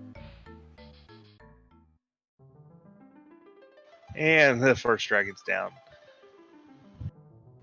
Yeah, this is why it's one of the best areas to grind in here. And we do have PixelTamer going and raising up the big whale. So we're going to see, I'm assuming he's going to follow the same path, go check the shop, while the King Ryus get ground up for a lot of levels and a lot of experience on Gaming with the Wraith side.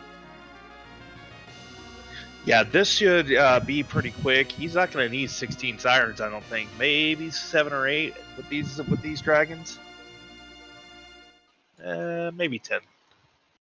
I believe he'll need, at least 10, maybe more, for the simple fact that he's got all this going on. The experience, I can never remember exactly what the numbers are back and forth.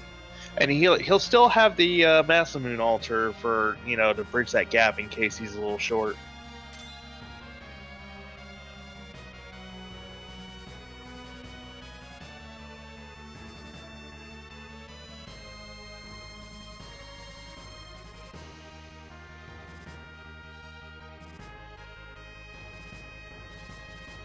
The Masamune altar gives another 60,000, so while the dragons are definitely worth a lot more, if he sees that maybe he goes a level short, he could probably make up and get Palom Nuke off of that altar. Yeah, and that's the really nice thing about the altar there. PixelTamer grabbing only a couple of sirens there. We got a question in chat about King Ryu's being a better grind than eggs. That is a very objective question. It really depends on your setup. If you can find coffins, that's going to speed up either grind no matter what. It depends on if you have hourglasses or not. Eggs come out, they're already slowed if you can one-shot them, but there's only one, so you don't get any life glitches. You just hit. It comes down to your menuing. Whereas these dragons, you can get a life glitch on. It really speeds it up, but they're a little tougher if you don't have hourglasses in the right gear to handle them. Exactly, and that's what I was going to say. It comes down to your gear. If you have a good way of one or two shotting them, as he does here, then gold dragons are the best XP per fight, as our restreamer Groundflyer is pointing out.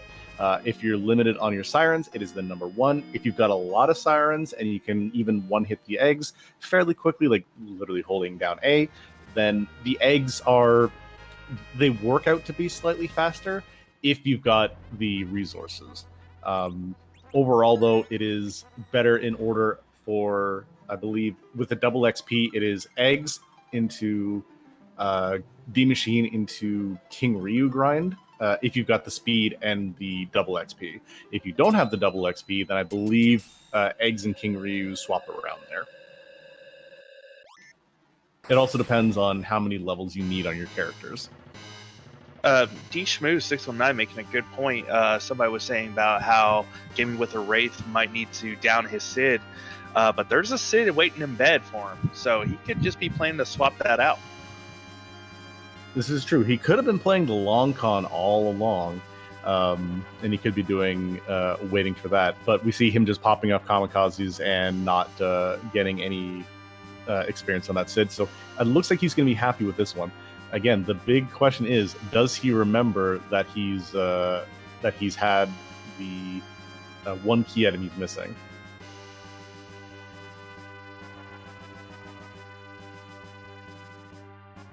And PixelTamer showing up in the Lunar Subterranean, he's going to be getting his grind on once he gets the save, I would expect. Just a safety save in case something does go horribly wrong. Stranger things have happened. Absolutely, it's the last thing you want to have happen. You get through your grind, and then, I forgot to save, and you reset back. It's the worst time loss you can have. But yeah, it looks like PixelTamer doing the same thing, doing some King Ryu fighting. And I don't think he's checked the shops. No, he did. He checked the moon shop. He just didn't sell a whole lot of things. He bought 3 sirens with limited money. And he's going with a little bit different. I don't believe he has any of the Artemis arrows left. I haven't seen his inventory. So he doesn't have Rosa being able to do all that damage. So he's going to be doing it a little less ineffectively, but he should be perfectly fine in knocking them out in a fairly relative time. Oh, but we do see on Gaming with a Wraith side, he has run out of arrows, and he is not going to be able to kill these dragons quickly anymore. Yeah, now the work is going to come down to Palom and his spells. Quake not being a slouch here for PixelTamer, doing about 4K to each dragon. So He will have to watch him, count health a little bit to make sure that he doesn't miss a life glitch. Yeah, it looks like he's going to throw on those samurai arrows. Not as good as the Artemis arrows, but going to still throw out a solid amount of damage regardless. And probably she's still going to be the top amount of damage. It's going to be the Rosa and Palom now, as opposed to just the Rosa double tap.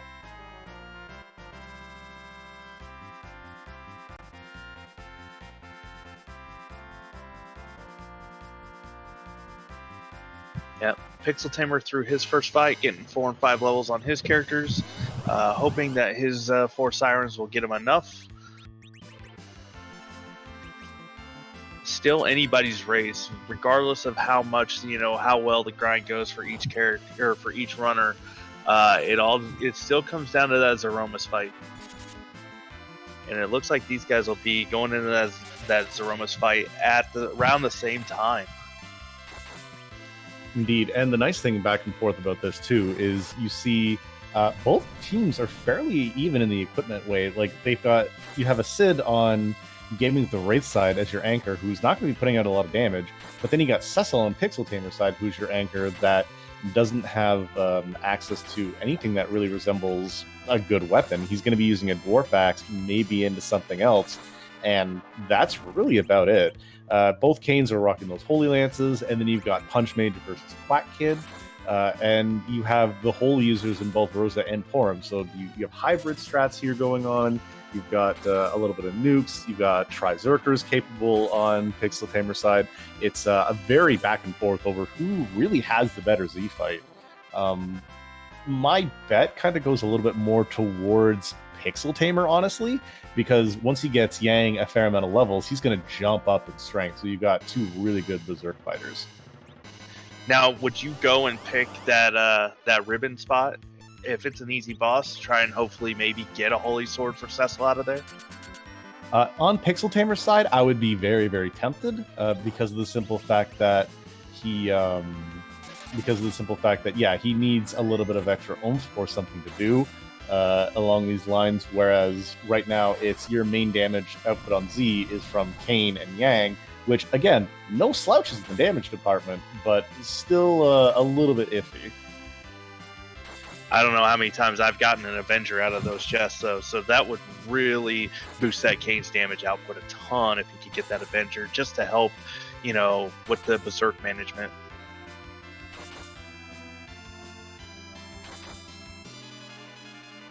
Yeah, getting the big thing is learning Berserkers versus Reflect strats, and it looks like, he's going healing because he's blowing a lot of MP on Palom's side, and he still has to get through the Masamune altar, which could be the scariest fight up here, which would be that alt gauntlet.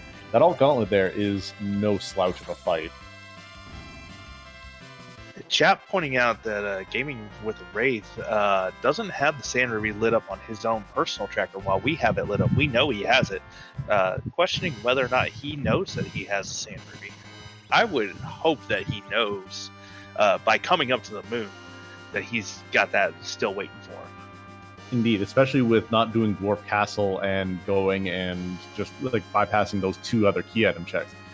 I think he may have thought about it, but it's going in the past. But yeah, he's coming down and he's doing this path. He's done his grind and he's going to get what he can out of it, whereas PixelTamer is on his way. And that's a boss you don't exactly want to see. So the real problem with the Ogopogo spot, it hits kind of hard. It's got a fair amount of HP, and it is fast of a location. As you see, Kane taking those 1200 damage. But the big problem is, you'll be able to get your characters up between the times. When it turns into mist, it's going to be in mist for a hot minute. Yeah, and that's going to slow both of these guys down, especially when you're, trying to rely on Berserk strats for your Kane and your Yang for PixelTamer.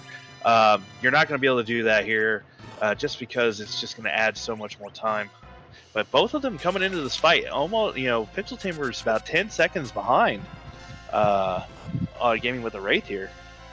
Absolutely. So the big thing, a couple of points made by chat that I was going to say as well. One, double white mages with double blink.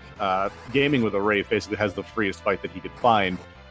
But the big difference is PixelTamer is going to be doing more damage with the fact that he has a Yang, whereas Gaming with the Wraith's main damage is coming from a Holy Sword Cane.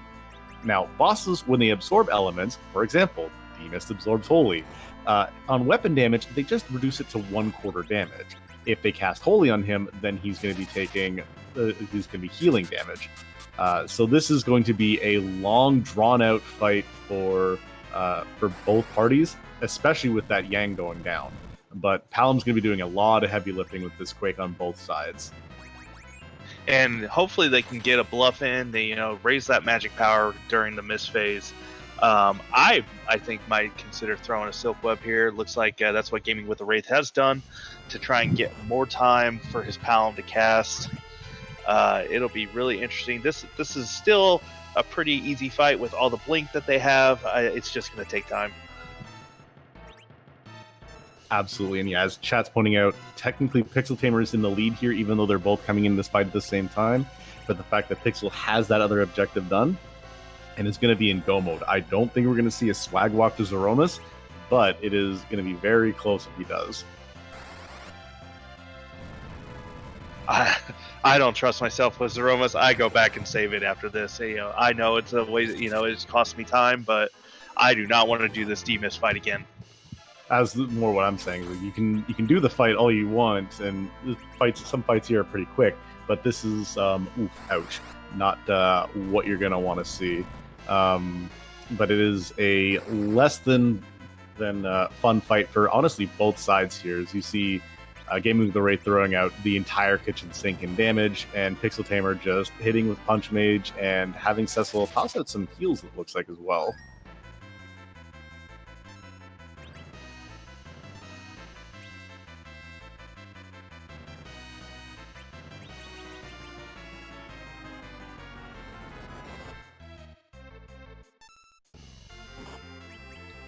Question in chat from Classy Badger. Is Sid taking a dirt nap to agility anchor, and how does that work with a down character? Yes, so whether he is alive or he's dead, he is the middle character, so he is the agility anchor whatsoever. Mostly what people do when they keep them down is so that he doesn't get any more experience, so his agility doesn't increase any further than what it already is. He probably already has it at 1, so that's where he wants to kind of keep it, even with the curse ring. The higher his agility, the more agility he has to give other people to make him relative agility 1 again for everybody else. So that's why you generally keep your anchors down at a low level. Cecil's a little bit of a different one. You can keep him at 28 agility and he's okay. I believe PixelTamer's around that, just looking at his HP. Yeah, I can't remember. It's around 46 or 47, I think, is when Cecil hits about 28. So depending, he's also got the Dwarf Axe, I think, still on his Cecil. So that will affect that calculation as well. Yeah, so it lets you get a couple of extra levels on him, so you can put the Dwarf Axe. And yeah, Cossack in chat, I was like, no 45 is like the upper range for us. Yeah, 44, 45 is when you're kind of looking at Cecil going, okay, this is the time we need to stop getting you experience. This is your stopgap now. And I'm just pumped to see who gets through this fight first. And, knowing that Gaming with the Wraith still has to go back to the blue planet, this definitely gives PixelTamer the edge by completing that sand review before he came up here. But man, it's whoever gets this down first. Yeah, absolutely. But the thing is, it's not just who gets this fight down first. It's whoever gets Zeromus down first as well. And we do know that there are times where Zeromus can say, hey, by the way, there's a problem going on here. So that's Zeromus has been known to say, oh, I've got a perfect setup for this. I can handle him. And Zeromus kind of just tells you, you can come back and fight me again when you realize you got enough. He is not kind, but Gaming with the Wraith gets through that, gets himself a Lunar Staff, and he is 2 objectives tied with PixelTamer now.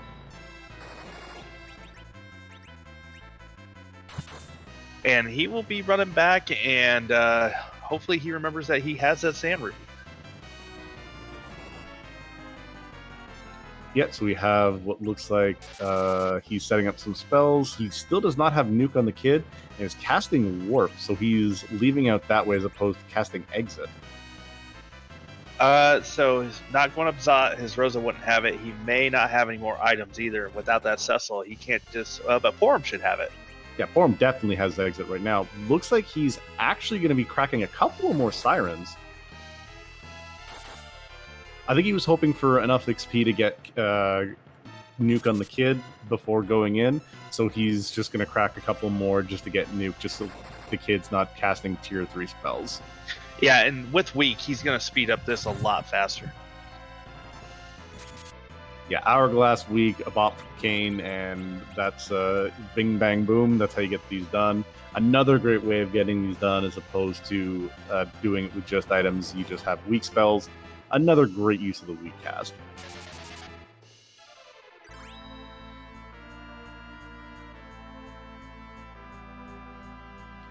So again, for those of you who have been watching and who said, you know what, maybe I want to learn and do stuff like this, we do have a Discord available. You can go to FF4FE.com, roll yourself up one of these seeds. You join our Discord. We have so many people between the runners that are like this, some old hats who will absolutely help anybody get started. Whether you have a whole lot of information, a whole lot of knowledge beforehand, like, hey, I've got all this FF4 knowledge, then it's great for you to know. And if you have no knowledge whatsoever about the game or about randomizers, then we have all that sort of technology. We have a newbies corner. We have guides for every one of the glitches, some of the ones that we've gone across, and there's even more that are way beyond this.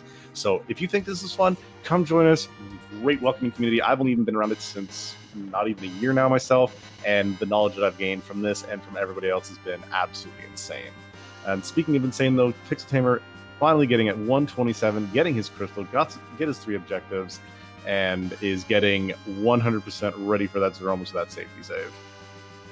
Yeah, and to go along with how helpful this community has been, I've only been around for about 6 months myself, and I played this game when it first came out, and I still learn new things. Every time I watch other people play, it's a fantastic community. You can, it's one of the most welcoming communities I've ever been a part of. So I want to do, shout out. Don't feel shy. Don't feel like, you can't ask questions to get better. We want you to get better. We want you to have fun with us. So do give the Discord a check and get involved. Absolutely. And we see PixelTamer as well, not quite confident with his levels. We see he's also just shy of Nuke on the Kid.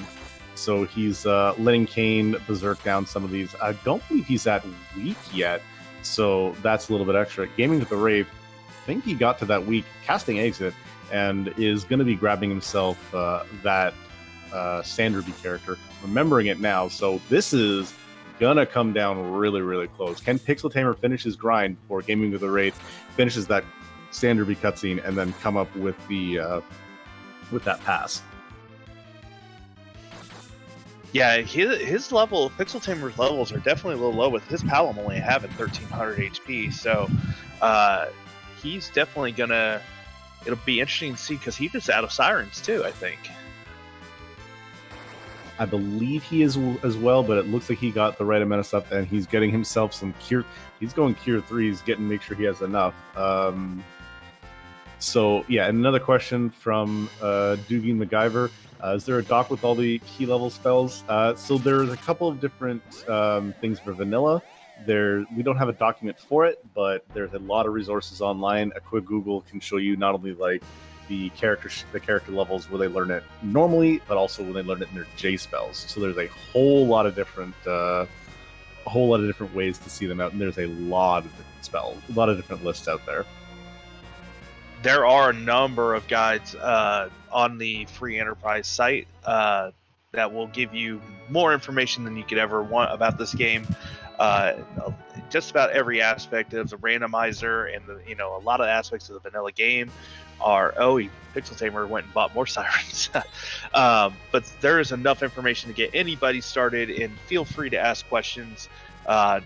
We will get you going and get you as successful as we can in this game if you want to be. PixelTamer grabbing some more Sirens, and he looks like he may be doing a quick egg scramble. But Gaming with the Wraith also has himself the 4th objective lit up, gets himself his crystal, doesn't take that new Sid. And we're going to see if he's going to be running up towards Z or if he gets himself some more experience, whereas PixelTamer takes a quick heal in the Lunar Whale on the Earth. So, if he's doing eggs, it makes sense for him to come back. But I was just wondering, is it faster to ride the whale back and then use the pass to go? No, so he's going to want to use the pass as soon as he's done with these eggs. It's definitely going to be faster that way. The eggs into dragons, eggs are faster because he doesn't have the damage for it, whereas Wraith, on the other hand, has that form at 52. So we've got White, we've got Nuke, we've got a Rosa who's going to be doing some berserking, we've got a Kane who's going to take some hits, and then we've got a Sid who's going to be throwing out some of those 40 Cure 3s that he's got. Inventory management, the very final boss of Free Enterprise. I don't care what anybody says about Zeromus, he's the second hardest boss in this game. But speaking of Zeromus, there is a question that we like to ask when somebody starts making the walk to Zeromus. Dathis, do you want to do the honors? I will, as a matter of fact, but we had to preface this a little bit. So Zeromus is the only boss in Free Enterprise that we don't randomize his location. We do, however, have one special bit of that we randomize with. The wonderful Scala Kitty, who does all these different sprites you see even on PixelTamer's side, the recolored Rosa to look like Aerith, the Vaporwave Cecil, for example. She does some great sprite work that way.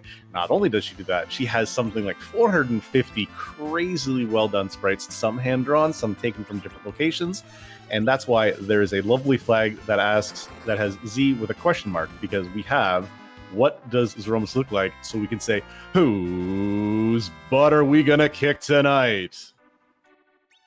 I'm personally rooting for the Flagamus. Zeromus is one of my favorite, but I'm here, so I want to see the most vanilla Zeromus we can get, which I think is Nesmus? Which I did actually throw in a seed once, which made everybody very just like, wait, hold on, did this happen? But yeah, Eismus is a good one. There's a lot of really, really good Zeromus flags. So we have Gaming with the Wraith in. We're going to throw out that crystal, and then we're going to find out whose butt we're kicking.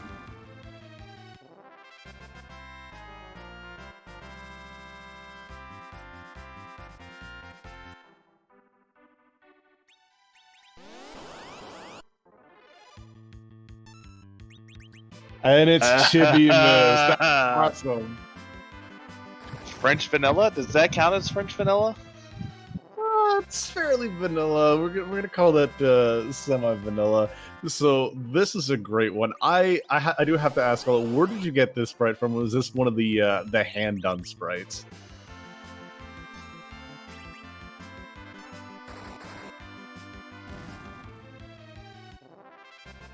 But yeah, we see the spells going off. We have a wall on Kane. He's going to get spells reflected onto him. We've got the nukes. We've got the whites. And we've got some great spells going on. And Scala confirming is from Final Fantasy Pictological, which is the same artist as World of Final Fantasy, which is a great game. And, Chibimus even actually playing along and doing a counter nuke on top of that Kane. So even getting some more damage on himself. Stop hitting yourself. Yeah, and that is where we were talking about earlier. The RNG can go one way or the other, and this time it definitely rolled in Gaming with a Wraith's favor by throwing that nuke onto the walled character. He is getting his counters going. I didn't see if he got the berserk on Kane or not. You can see right there because he has to. He did not. Yeah, he did not get the berserk on Kane. That's where you get a little bit hard. It's, do you manually cast wall and berserk as well?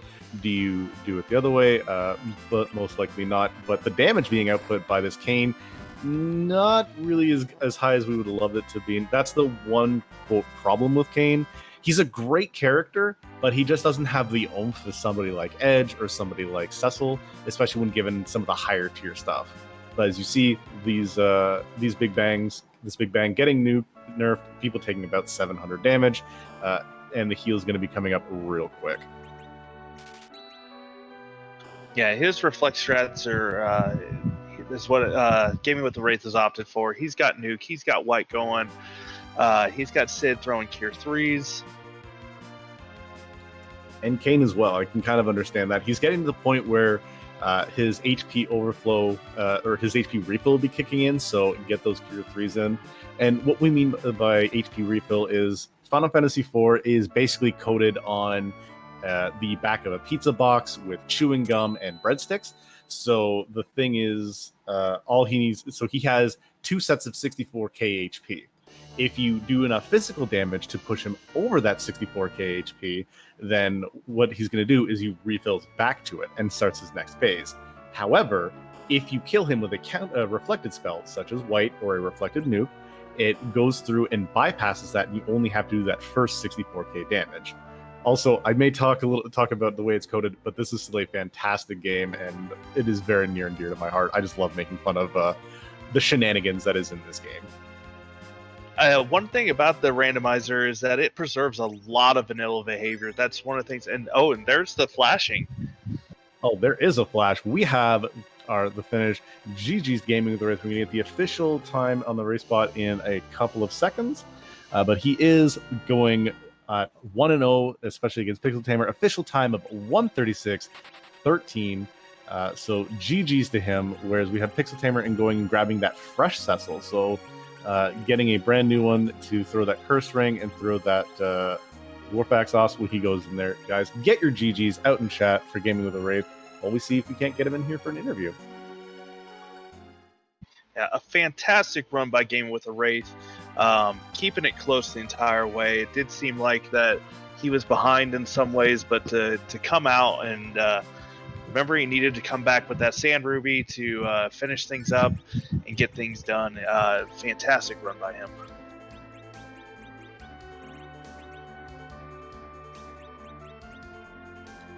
Absolutely. And again, very, very well raced. And we see PixelTamer going through his final checks, like, what do I have? Do I have everything going?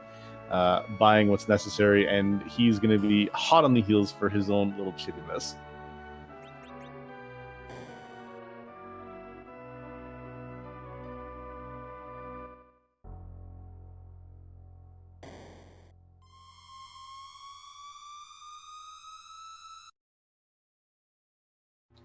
But yeah, give a little bit of love back and forth to both of these runners. They put on a fantastic race. This is a very quick run through the seed, hour and a half, not a full clear, but still to see the fact that the moon, aside from required objective, very haunted. We might see that there could be the legend sword up here. We just saw the pan, so from the Threemus, so everything could be on Earth that's required. We don't know quite yet. Yeah, PixelTamer hoping that Threemus was going to give him a holy sword possibly to make his decision on whether he was going to keep the Cecil that had levels or go swap out. He did end up swapping out with the Waterway Cecil so he's going in with a level 1 Cecil here. Yeah, the thing is, even level 1 Cecil has a fairly high agility. I believe it's 13 to start with. And we are, in fact, joined by Gaming with a Wraith. GG's. Thank you. GG's on your win. You were 1-0 in your group stage. Congratulations on that. Yep, thank you. That was fun. So, take us a little bit through that. What did you think about the seed, the beginning parts of the seed as an overall? What was kind of your game plan seeing a Porum and a Yang with that White Spear to start? Crossed my fingers for a Cane, which ended up working out eventually. And then once they got Palom, it was try to get him up to Quake as fast as possible. Yeah, you did a lot of overworld clearing before going down that hook route, which I think really benefited you. You went into those fights in the hook route at the King Queen Edmund spot and Rubicon spot with Quake, whereas PixelTamer did not. And you guys actually came out of that really close. Yeah, that was I just figured Quake going through the hook is to spend a couple minutes to make it go a little quicker. To me, it's always worth it. So that was the game plan when I saw what I had available. So when seeing the first Cecil you had, and did you check Watery Pass for the second Cecil? I can't remember if you did or not. No, I didn't. Okay, so if you had have known there was a second Cecil in the seed, would you have taken him, or would you have just continued what you did and ditch the Cecil and keep the Sid as your anchor? Did the same thing I did. I never found anything good enough to equip on Cecil, so there was no point. I mean, could have grabbed the Ogre Axe that was in Silvera, I believe, but it's not great. And as soon as I had the 3 casters, knowing I had Sid and knowing I have Kane, who can kind of carry me against the melee bosses, I felt good.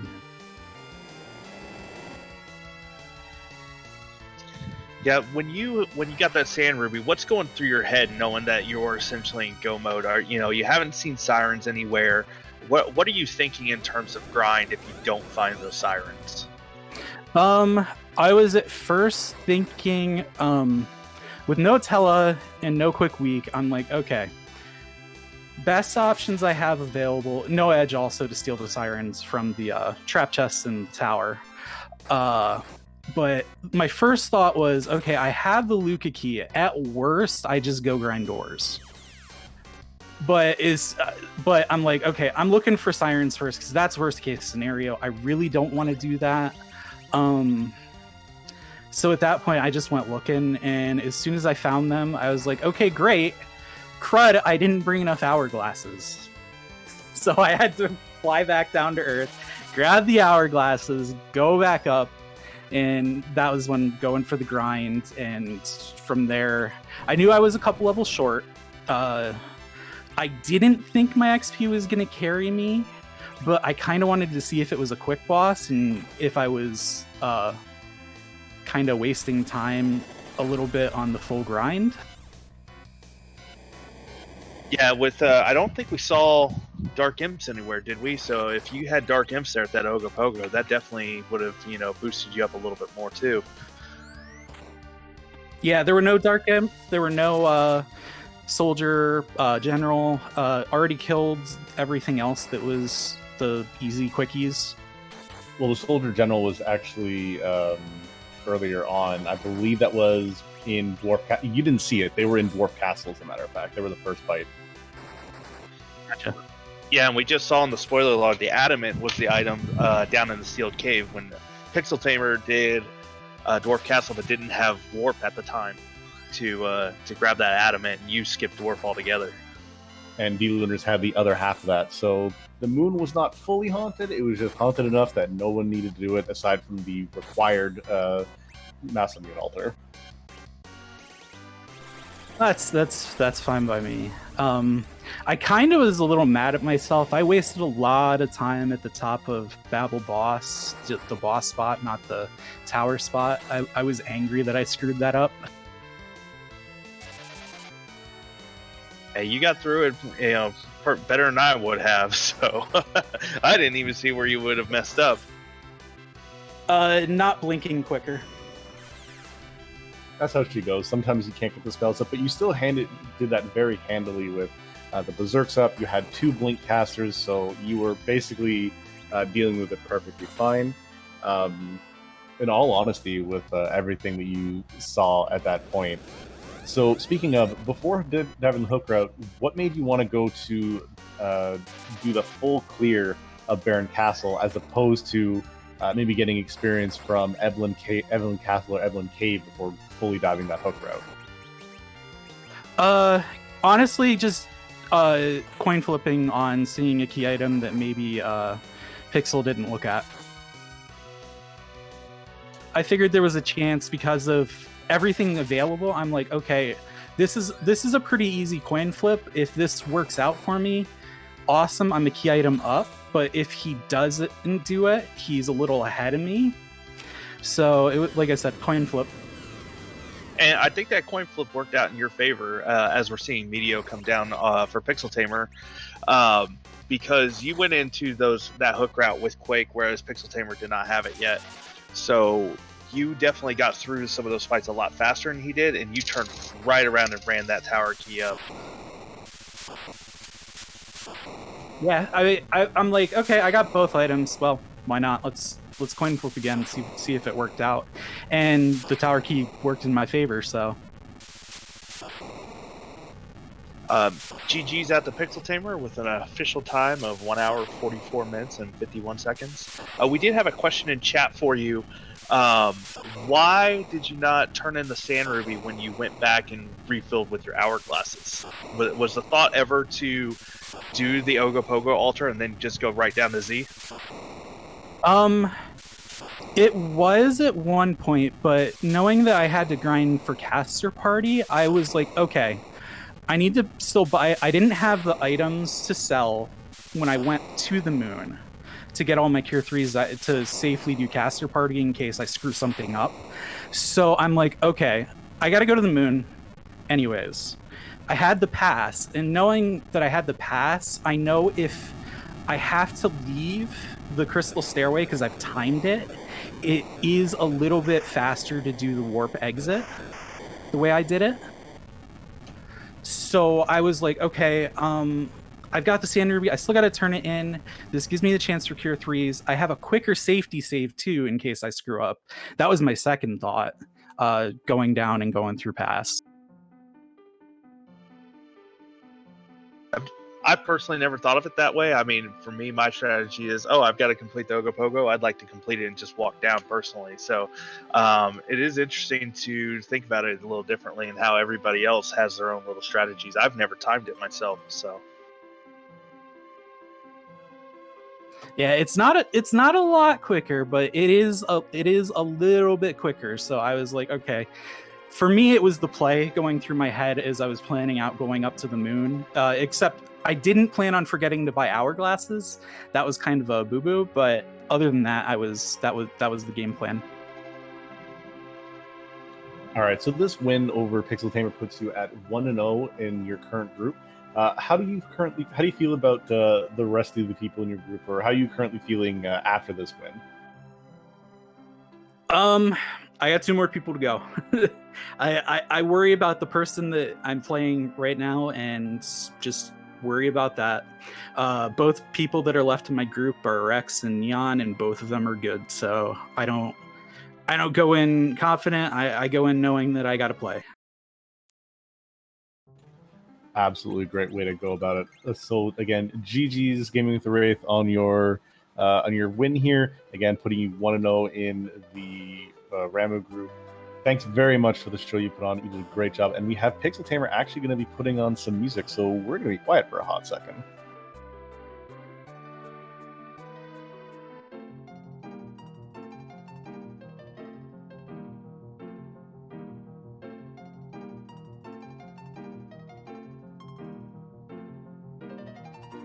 And I think that's a little bit accurate with what we have. We have the airship music from Final Fantasy 1. So Free Enterprise Music gets an airship from another game, which is pretty good as an overall.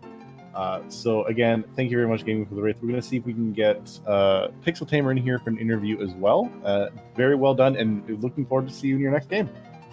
Awesome. Thank you. Yep, thank you. GG's again. Thank you. Thank you guys for commentating, and thanks everybody watching.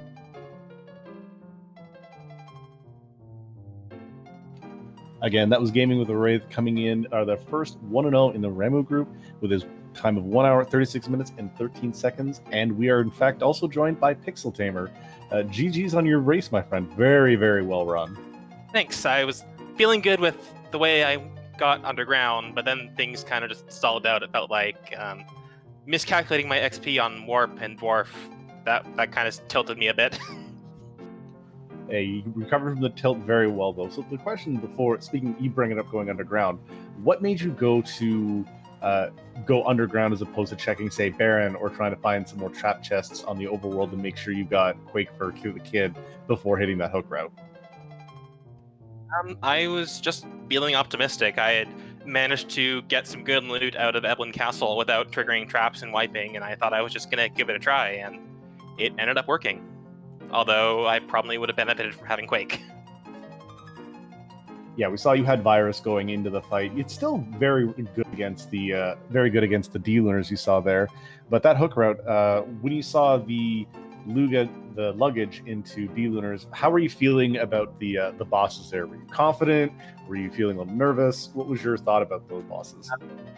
Luge was great because his second form is all percentage-based attacks, so the crazy attack stat of that location is just irrelevant. And thanks to having the cursed ring on Cecil, my Rosa was fast enough to throw Berserk on Kane before the transformation, and I could just beat him down. Yeah, very well. You did manage to manipulate the agility very well there. And that's another question. You had the first Cecil and you saw second Cecil. Were you ever intending to, like, say if you found an Excalibur or a Crystal Sword, going and grabbing that other Cecil? Or was it just like, that Cecil's there to replace my other one for an agility anchor? What was the thoughts on the characters? Yeah, the plan was all along, find a Holy Sword, and then pick up second Cecil, probably to replace Palom in my Zeromus fight, and just go full Berserk. But Holy Swords never showed up, which is unfortunate for me. I kind of banked on that, and it didn't come through. Yeah, as you didn't get a chance to see during the spoiler log, the event, the Adamant was actually behind that Luca cave, so you missed that part, and then the Legend Sword was sitting behind D Lunars, so you would have had, when going back down to get the other Cecil, you would have had that option, but no one really would have checked the D Lunars unless you wanted that extra XP. Yeah. So again, looking at the characters, we saw you and Gaming with Wraith actually do a very different group. What made you drop the extra Porum and keep the Yang instead of maybe going like a hybrid or more reflex strats?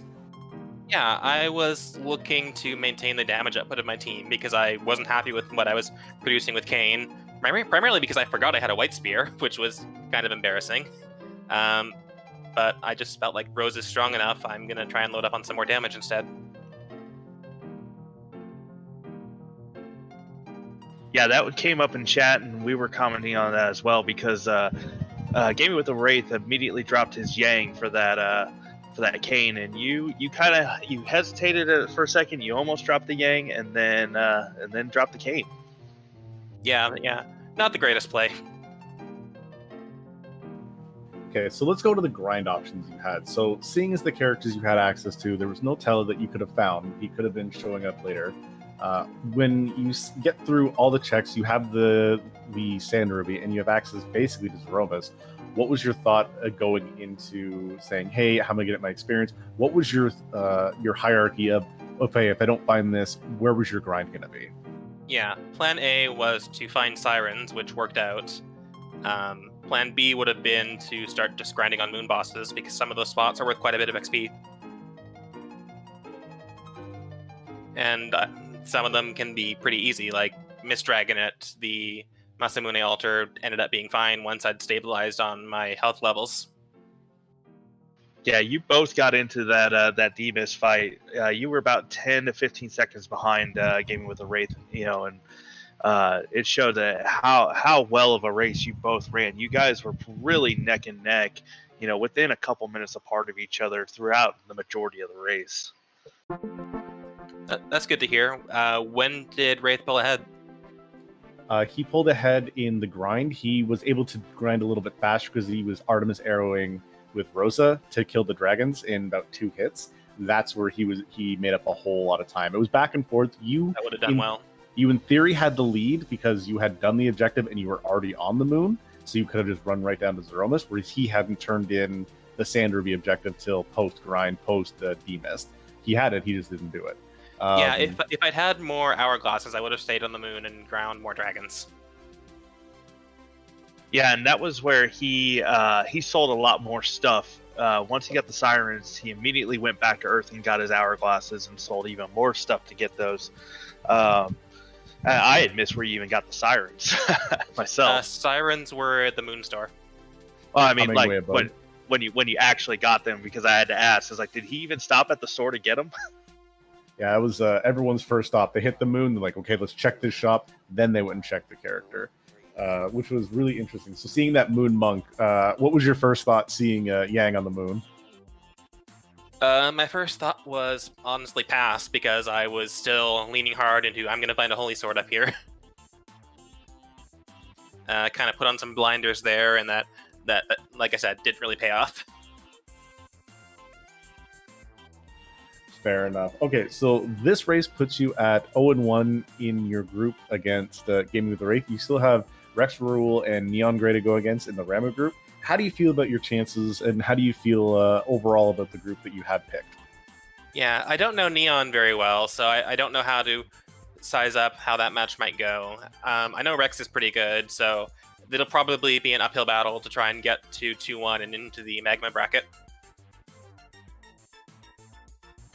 And I know I'm definitely excited to see you get through that other win and keep going on in. One way or the other, I know you put on one heck of some races, and you're going to be fighting your way through. Yeah, thanks a bunch. Again, thank you very much, PixelTamer. And he's going again 0-1, the official time of 1:44.16. Again, two great runners from the Ramu bracket. Show these guys some love. Again, they put on a great show, both Gaming and Wraith and PixelTamer, as well to the background team that we have. Groundflyer, making sure nothing's on fire, playing some great music whenever we don't have our runners on, and Twisted Flax, letting up those buttons, keeping everything in check, making sure we have everything under control there. And as well as my co-commentator, Bad Karma, keeping you guys entertained while we have a whole lot of vanilla, thanks to me just being around, apparently. Dathis, thanks for being my co-commentator tonight and keeping everybody just as entertained. For those wondering when the next round of matches are, we have 4 matches planned to be restreamed tomorrow at 1 o'clock Eastern Time, 3:15 Eastern Time, 8:30 Eastern, and it looks like 10 p.m. again Eastern Time. Keep an eye out on on the Free Enterprise Twitter for when those go live. We got a number of good runners running tomorrow night. And speaking of runners, we have some other people who are currently in the Threemus zone brackets. We have LQ Flurry 14, who we're going to go and throw it to. He's currently in the middle of a pickup race for the group flags. So that is where we're going to send you guys off to tonight. Again, thank you guys very much for watching. Glad you were all here, and show him some love as we go and rate him and cheer him on.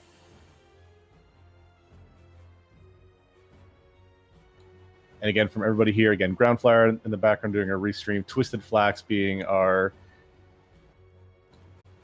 I